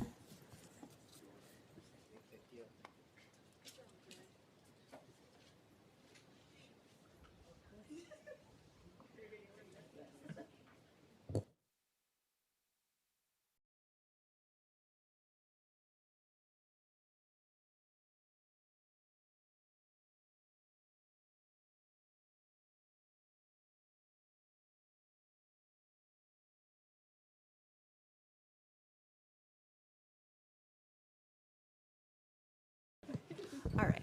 Hi, my name is Nora Moran. I'm the Director of Policy and Advocacy at United Neighborhood Houses. We represent New York City settlement houses, who are some of the earliest early childhood education providers in the city. My written testimony goes into more detail. I'm going to echo a lot of what the previous panel and other panels have shared, just around, if we're really thinking about building a pipeline, we really can't talk about a workforce pipeline if we don't address the underlying wage issues across the board. That's things like getting back to the path to parity that was started in 2019 for center-based workers, things like looking at a pay scale that Lauren Melodia had referenced and how important that's going to be, to really also help people who are in the field now, want to gain extra credentials and stay in the field. We hear from our network all the time, who run both center-based programs and family child care programs, or family child care networks, about how hard it is to retain workers in this field. We did a survey of our network 2 years ago. Almost half of respondents, 2/3 of respondents said they had vacant positions. Half of those said those positions sit vacant for 6 months or more. These are some of the hardest roles for them to fill. And really addressing the underlying wage issues is, what we feel will be important to both stop the churn of people who are in the field now, going to the DOE, because that is their biggest competitor, to keep people in the field, and then also incentivize new folks to come in. Second, it's important to just recognize all this stuff sits within an ecosystem. If we're not doing clearances quickly, someone is not going to wait 2 months to get fingerprinted to be cleared to work in a program. They're going to go find another job. So that's another important component of this. And the last thing I'll say, someone mentioned DYCD. We have settlement houses who are using private funds to look at some of their DYCD programs like Cornerstones, Beacons, SYP, to create tracks in those around education, child-focused programs, youth development. That's, if the city is really thinking about a pipeline, we encourage them to look at their existing resources to think about how to use those better rather than create something new. People are already doing this work. It just needs to be coordinated and scaled and things like that. So thank you. Thank you, Nora. Hi, and good afternoon. Thank you, Chairs Gutierrez, Joseph, and Juan, and committee members for holding today's hearing. My name is Jenny Veloz, and I am a policy associate at Citizens Committee for Children of New York. And I'm going to echo and reiterate a lot of what everyone else has testified to.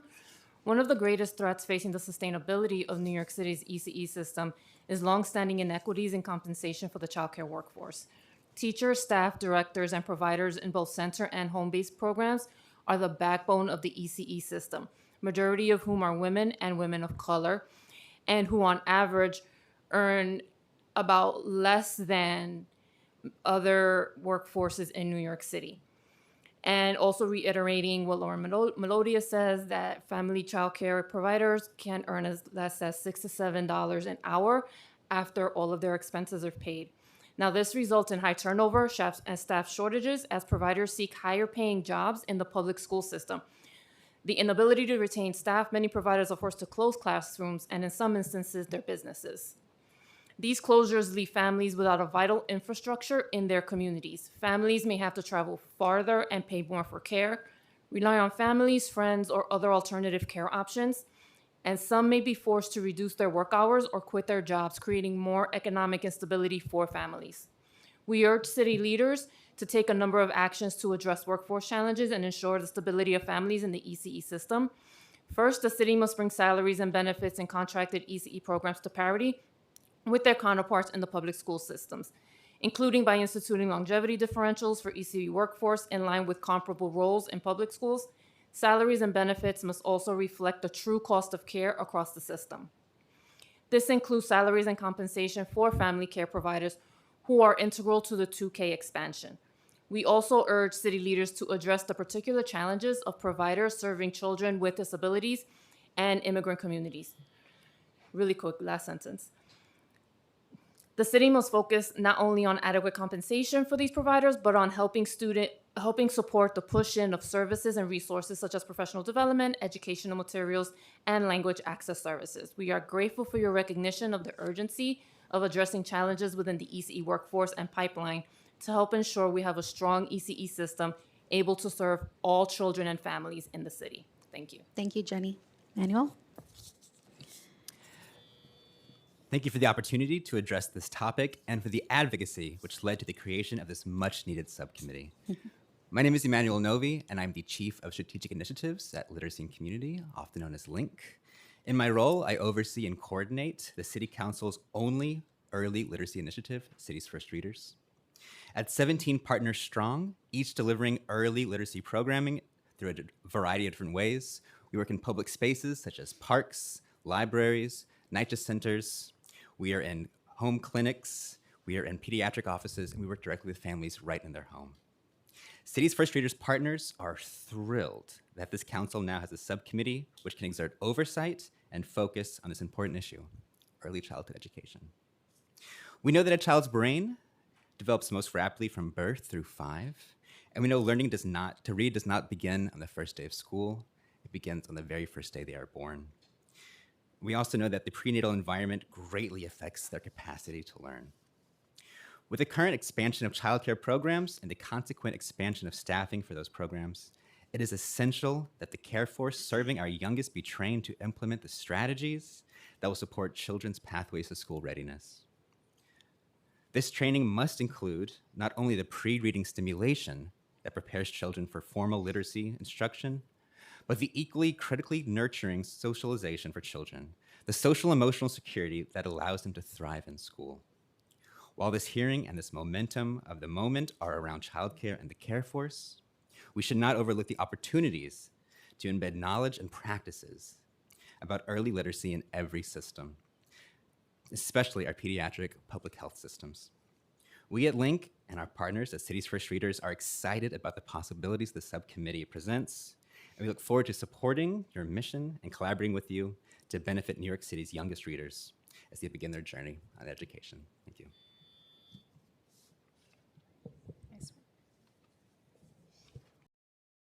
Good afternoon. My name is Karen Tingley. I'm the Vice President of Education for the Wildlife Conservation Society. So we oversee the education and learning that happens in our 5 parks, including the Bronx Zoo and the New York Aquarium, where we see about 3.5 million people each year. I'm here to speak about the importance of high-quality science learning in early childhood education and how it connects to this workforce pipeline that this committee has been discussing.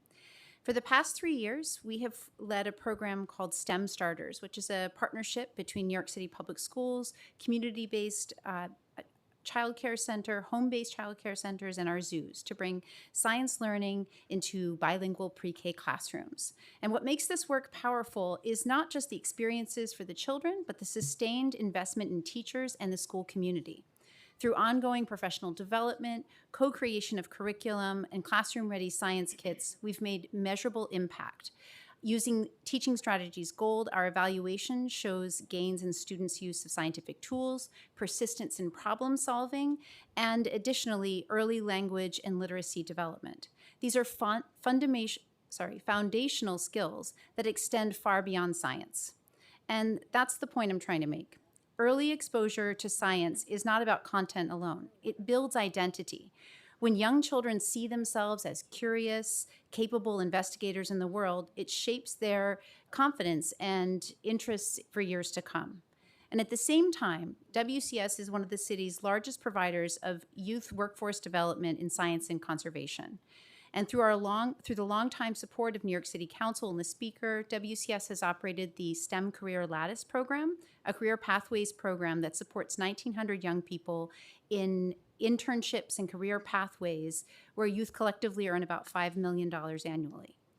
And what we see is consistent, is that young people are talented and they're motivated Oh my goodness. But don't necessarily Do your best, and you can submit it. But if you can wrap it up in a few seconds. Basically, Thank you. cultural institutions, including the Sign Network, where everyone is kind of supporting both early childhood and workforce development programs. I just encourage the City Council to think about the work that goes into these efforts at the cultural institutions level, and don't forget about us, because we can provide that needed support for teachers and students.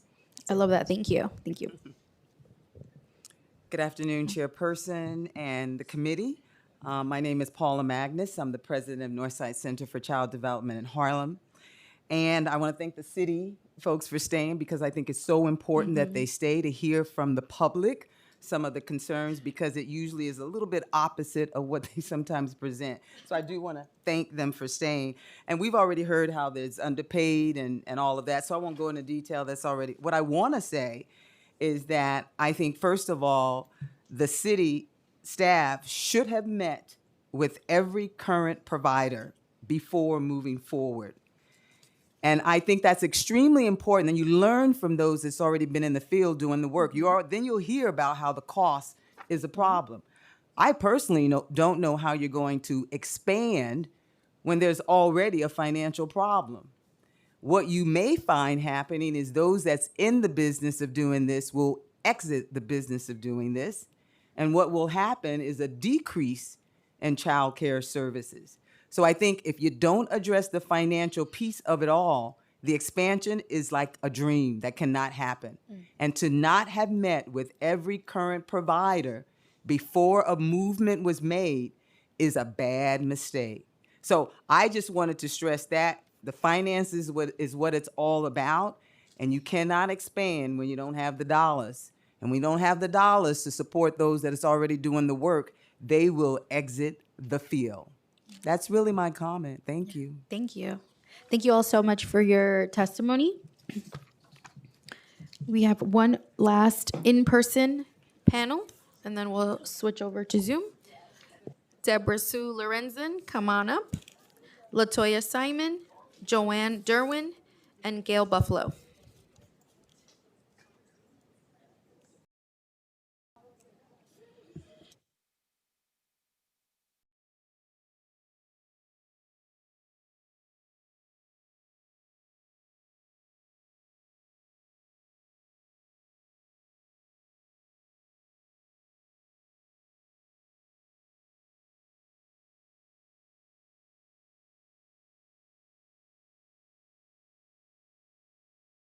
We have one seat left on this panel.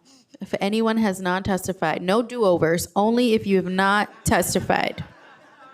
Okay. They trying to get the whole 2 minutes, right? No, you don't get 4 minutes. Thank you so much. Okay, you can get started whenever. Thank you. Now it's on. Hello. Hi, I'm Gail Buffalo. I'm an assistant professor of early childhood education at City College's Worker for Education, just half a mile down Broadway. I was struck by the numbers in CUNY, the 3,613 undergraduates currently in programs leading towards a Bachelor's of Science in Early Childhood Education. Of the 862 students represented at senior college level, 323 are in my program. Half a mile down the street at the Center for Worker Education. Since 2005, we've provided a Bachelor's of Science leading to initial teacher certification to working early childhood teachers across the city. And they've always been with labor. That's how they got connected to the Center for Worker Education. And so what I want to paint a picture of in the next minute is just in listening to you all. I also am a 3K mom. I'm a recipient of a grant from PDI when I was doing my doctoral research at Teachers College, and I was a consultant at PDI when they got so many teachers credentialed who needed the support to pass the certification exams. There are so many things that I want to say, but I want to say the things that I think would be most helpful to you now. My vision for early childhood professionalization over like the lifespan of my career and the work that I want to do with teachers is this naming that professionalization is associated with the certification, but that is not an indicator of quality.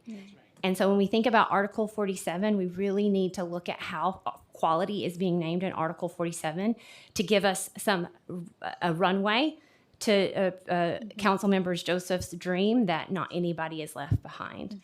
So one thought of many, and maybe there'll be some opportunities for questions later, but one thought is, what if every certified teacher and director in CBOs could have the opportunity to unionize with UFT as a starting point for that representation and the motivation to stay in the CBOs? Thank you. Thank you.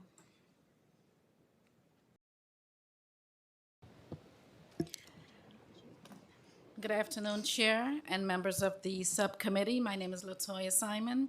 I am the director and founder of SimFriend Academy, and I'm also a certified teacher from birth to sixth grade.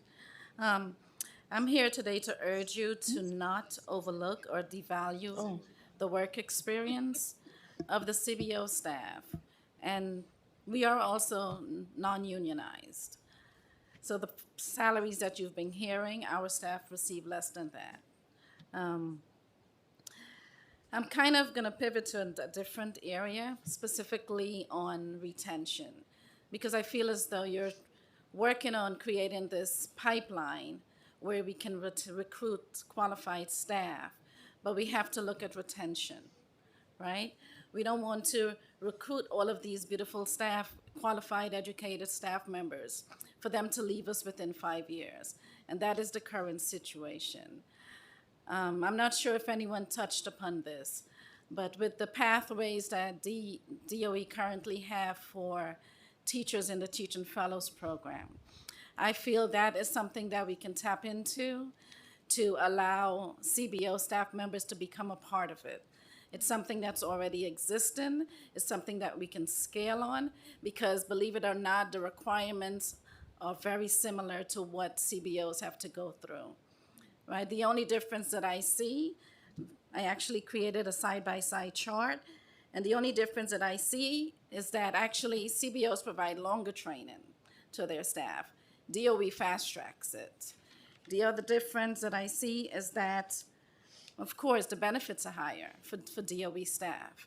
Everything else is basically the same.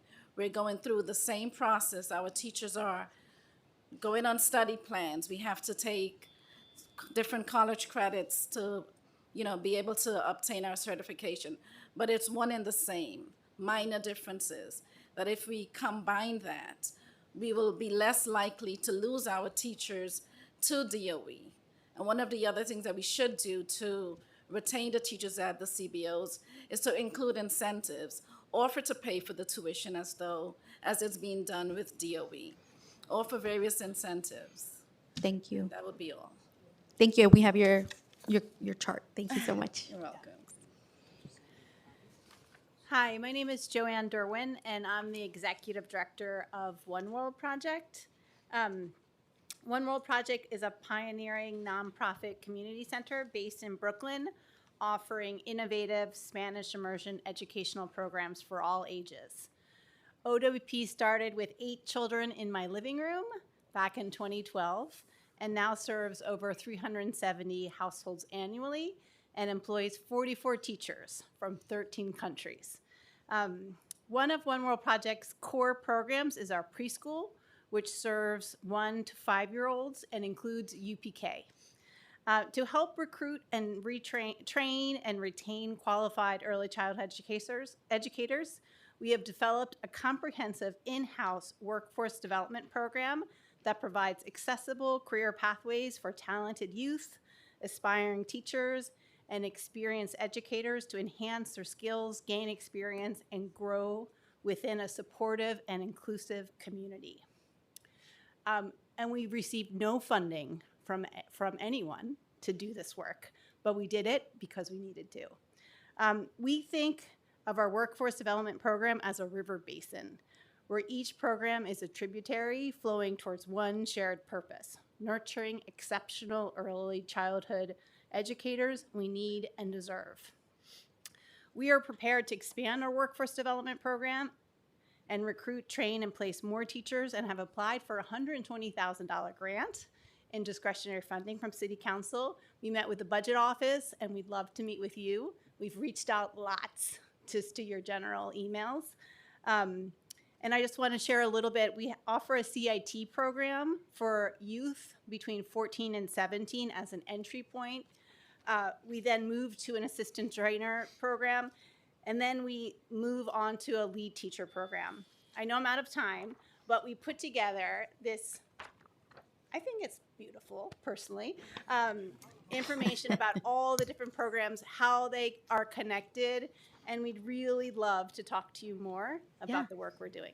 Yeah, we'll make sure, I think if we can just make sure to set up a time. Thank you. Thank you. Thanks so much. Yep. Good afternoon. My name is Deborah C. Lorenz, and I'm the Director of Youth and Education at St. Nick's Alliance. We operate one early childhood center, in addition to programs youth service programs for K to 12 that serve some 9,000 kids a year. I would like to testify about thinking holistically about the child care workforce. So if we think about the child care workforce stretching from birth to 13 years old, then we know that we have one of the nation's largest publicly funded after-school networks. And there's a real connection there, and I think lost opportunity right now that we can build on. Through DYC Compass Elementary alone, there are 12,000 program staff supervising some 107,000 K to 5s, and about half of them are K to 2s. They're in their birth to second grade certification, if you will. St. Nick's Alliance alone has more than 350 staff serving K to 5. About half of these staff, or as I said, are working with the K to 2s, and if given the means and opportunity, might choose early childhood education or youth services as a profession. And notably, Compass is also expanding this year. We'll need more workers, so there's just a little more competition there, right? So DYCD already has existing workforce programs, workforce development programs that could be leveraged. St. Nick's Alliance operates many of them. We're the largest SYP provider in Brooklyn. For example, we have AmeriCorps members. We have all of these youth service workers who might want to go into the field. But I have to honestly say, it is difficult for me to advocate for them to pursue a career in early childhood education, knowing they're going to make less than they're making as a youth worker, part-time youth worker. It just doesn't make sense. So I think we really, if we could look, if City Council could work with DYCD and DOE and DOH to look at this holistically, I think we might come out with a better product at the end. Thank you so much. Thank you all for your testimony. Do you have any questions? No questions? No? Okay. Well, I thank you all so much. If you have not submitted testimony, I know you were writing as you went along. Please do submit the testimony via email so we could review, and we'll see you all very soon. We do have a hearing next week. A joint hearing with the Health Committee, and we're expecting DOHMH to be there as well. So you can come and give us your 2 minutes then too, just in case, but we'll be in touch. Thank you. Okay. We're going to move on to Zoom. No, don't leave. We all stay. You stay. No, you can leave. You can leave. Go home.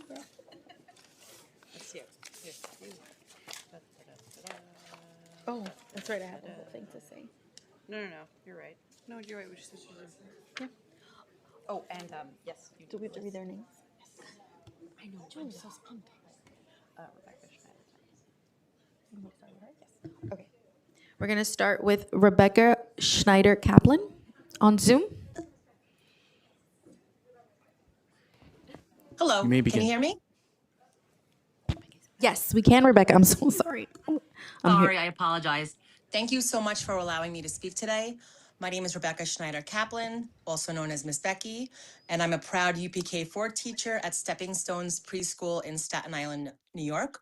I support the proposed Child Care Workforce Grant and Services Program, but let me be clear, I cannot support it without reform of the current system first. I believe that we should be hired by the DOE directly and gain union membership in the UFT. Because right now, the system is not just strained, it's breaking the people who hold it together. Yes, we need to recruit a new generation into early childhood education, but how can we do that honestly when the current workforce is underpaid, undervalued, and undersupported? CBO centers weren't given the opportunity to RFP, to show our real costs and what salary should be, and include all union costs for the owners and directors. If they're able to show real costs and get paid what is due to them, they will be okay. If my own child came to me and said they wanted to be a teacher in a community-based organization today, I would tell them not to do it with the way things are. Not because the work isn't meaningful, but because the conditions are unstable. Many new employees in UPK centers are actually DOE employees and UFT members. So where is the incentive for anyone else to work in a CBO? Our programs also lack crisis teams. That is really essential to have in every pre-K setting with the increase in a lot of in the need for services.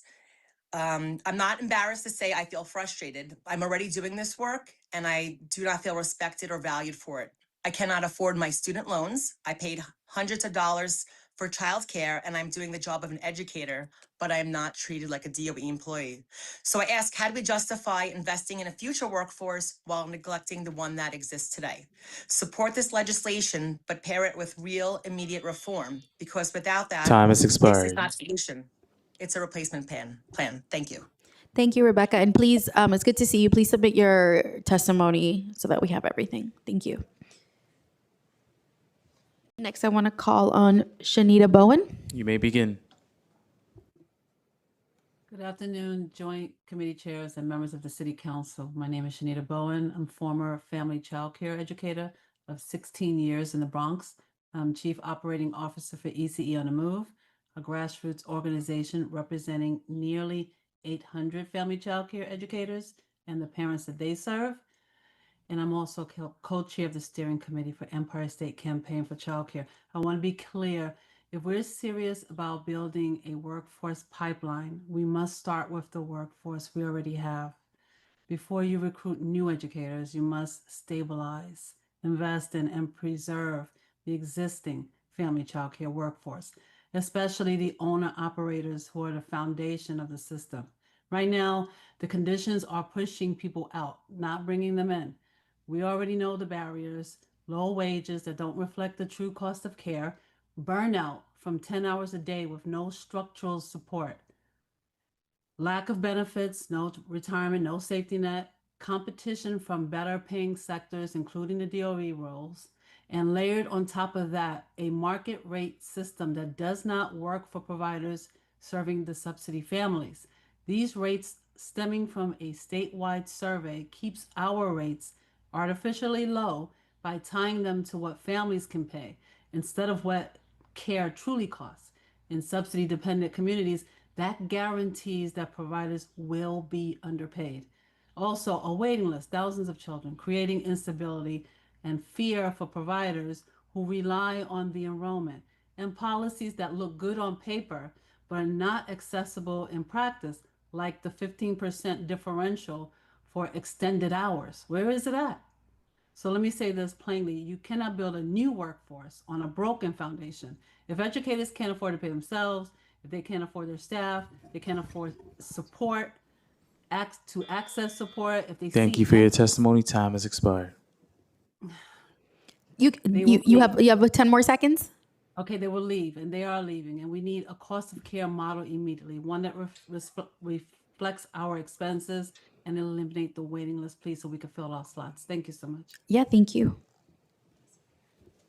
Next, Lacey Peters. You may begin.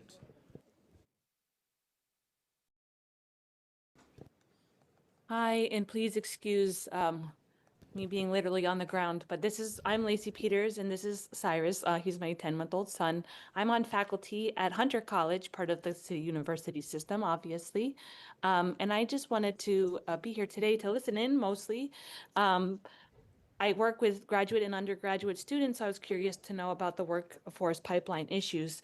But one issue I wanted to bring attention to that hasn't been discussed as of yet is related to private equity What we've noticed at Hunter, especially among our graduate students, is more and more people are working in Bright Horizons. And the reason they're doing that is because Bright Horizons is offering them tuition reimbursement or paying their tuition to go to school and get the credentials and their licensing. But the issue being, it's wonderful that students are getting this kind of support, financially speaking, but the problems are that now they're working in these for-profit, private equity-backed programs, encroaching on early childhood and teacher education. And we know too that private equity has its tentacles in the curriculum that's being used in the 3K and pre-K for all programs. And so we just, as we continue with this expansion, I would just want to be particularly mindful of how dangerous this can be, what types of precedent we're setting when perhaps we're putting profit over children, perhaps, or using children as points of data or dollars. And so mostly that's all I really wanted to say. I'm sorry, I'm a little disoriented. I would also, You're doing though, great. before I stop, my time is up. There's so much nuance to offer too about what's happening at CUNY related to early childhood programs. So happy to work in collaboration with anyone, and Dr. Buffalo being there too, I know is offered some also additional insight, but it's really good work that's happening. And there is more being done to help create articulation agreements between the 2-year and 4-year institutions. Do things like acknowledge credit for prior learning so that experiential learning, like what is happening when teachers are working day in and day out to do this job counts for something like a student teaching credit and so on. So we should definitely continue conversations so that we can create more Yes. pathways that lead to the Thank equity and quality we hope to aspire to as we expand our universal programs. Thank you, Lacey, and congrats. You have an amazingly well-behaved child while you're on Zoom. That's impressive. My kid would have been crying. And thank you. Thank you for listening in. Next up, we have Mu-Ching Hugh. You may begin.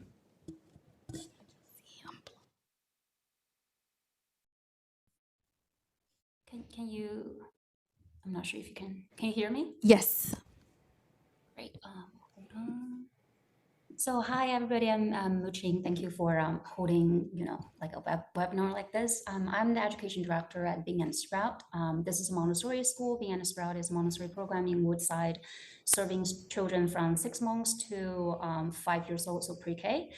Since opening in 2023 and receiving our permit in July 2024, we have built stable classroom routines, strong family partnerships, and a program that reflects the needs of our community. Our approach basically combines a consistent Montessori model with trilingual, is Spanish, Mandarin, and English education to support each child's development. We focus on key outcomes such as independence, language development, attention span, and self-regulation, skills that are essential for kindergarten readiness. So despite this strong foundation and growing demand from families, we have not received 3K and UPK seats from the DOE over the past 2 years. We've been trying very hard. And this has limited access for families who are actively seeking high quality, developmentally appropriate Montessori education. And I believe this probably is the only Montessori, school in this area. And it creates a gap, not only in access, but also in equity. The lack of 3K and UPKCs also presents, the operational challenges. In Montessori program, it is already difficult to hire teachers who are Montessori trained, and all the, I would say the qualified group teachers tend to work for public schools. They don't want to come to a private school. This becomes even more challenging when public funding, strong Montessori pathways, making it harder to build and maintain consistent high quality teaching teams. Again, we understand that seat allocation is complex. However, we really respectfully ask for consideration of programs like ours, basically who has a lot of families who are seeking high quality Time has education, expired. who want to join our program. So we hope to partner with the DOE to increase access and ensure that more children can benefit from a strong early learning foundation. That's all I wanted to say. Thank you. Thank you so much.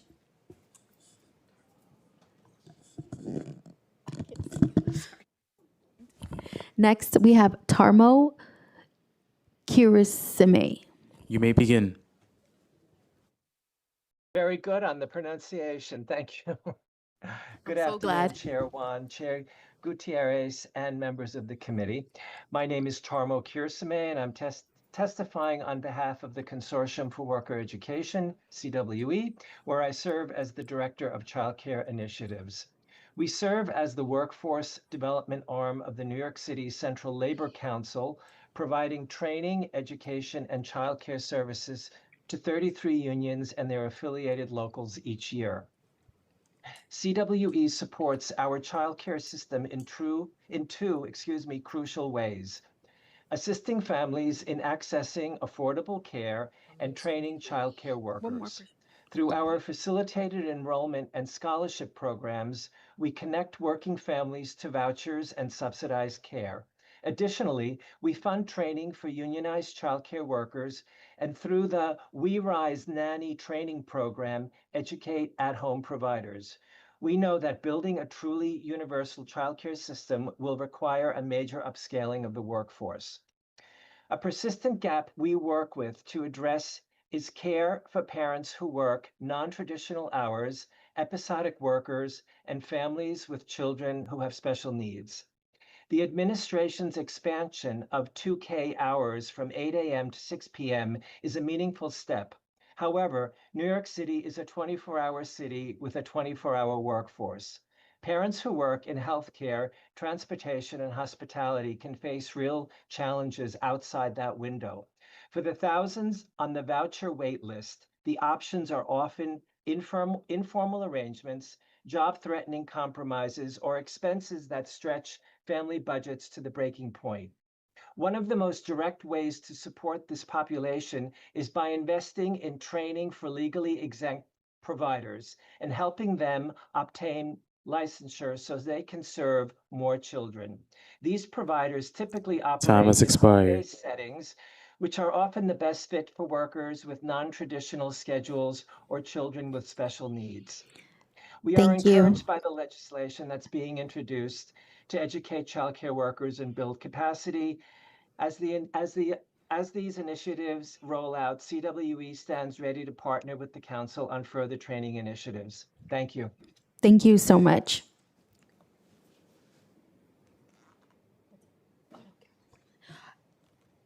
The next person we have is Carolyn Cleveland. You may begin. Good afternoon, Chair Gutierrez, Chair Juan, and members of the subcommittee. My name is Carolyn Cleveland, and I'm Chief Operating Officer at the Kennedy Children's Center. We are a city-contracted 4410 program, and we serve more than 400 preschoolers with special needs in Harlem and the Bronx. You have heard from many of my CBO peers about the staffing crisis, but I'm here to talk about why our schools are 100% fully staffed. The city has highlighted the need for pathways for non-traditional teacher candidates, but we're already making that vision a reality. Since 2017, we have run a community-based Grow Your Own Pipeline program that recruits, trains, and certifies diverse adults directly from our local communities. We train about 100 adults annually to become certified teacher assistants, and to date, we've trained more than 500 people. Graduates can then enter our registered apprenticeship program and work toward debt-free teacher certification and school administrator certification, all while working full-time in early childhood classrooms. We were able to convert our existing Grow Your Own program into a registered apprenticeship program, thanks in large part to a startup grant from the Mayor's Office of Talent and Workforce Development, for which we're very grateful. And it has underwritten critical program components like coaching, supervision, and wraparound supports like childcare and tutoring that make it possible for non-traditional teacher candidates to actually balance work, school, and life. We currently employ more than 30 apprentices, which, as far as I know, may make us the largest sponsor of education apprentices in New York State at this point. So KCC is a living proof that the Grow Your Own model works, but it needs ongoing sustainable funding to reach its full potential, not just one-time and startup investments. So I want to urge the city to invest in scaling models like ours, and we would love to partner even more closely with you to do so that we can really build a strong, diverse early childhood workforce. Thank you. Thank you so much. And before we conclude, I just want to make sure that we did not accidentally miss any panelists on Zoom. No hands up. We're good. All right. I want to thank my illustrious co-chairs, Chair Rita Joseph, Chair Julie Wan, and of course, the staff and all the people that came to testify. Thank you all so much. Good night.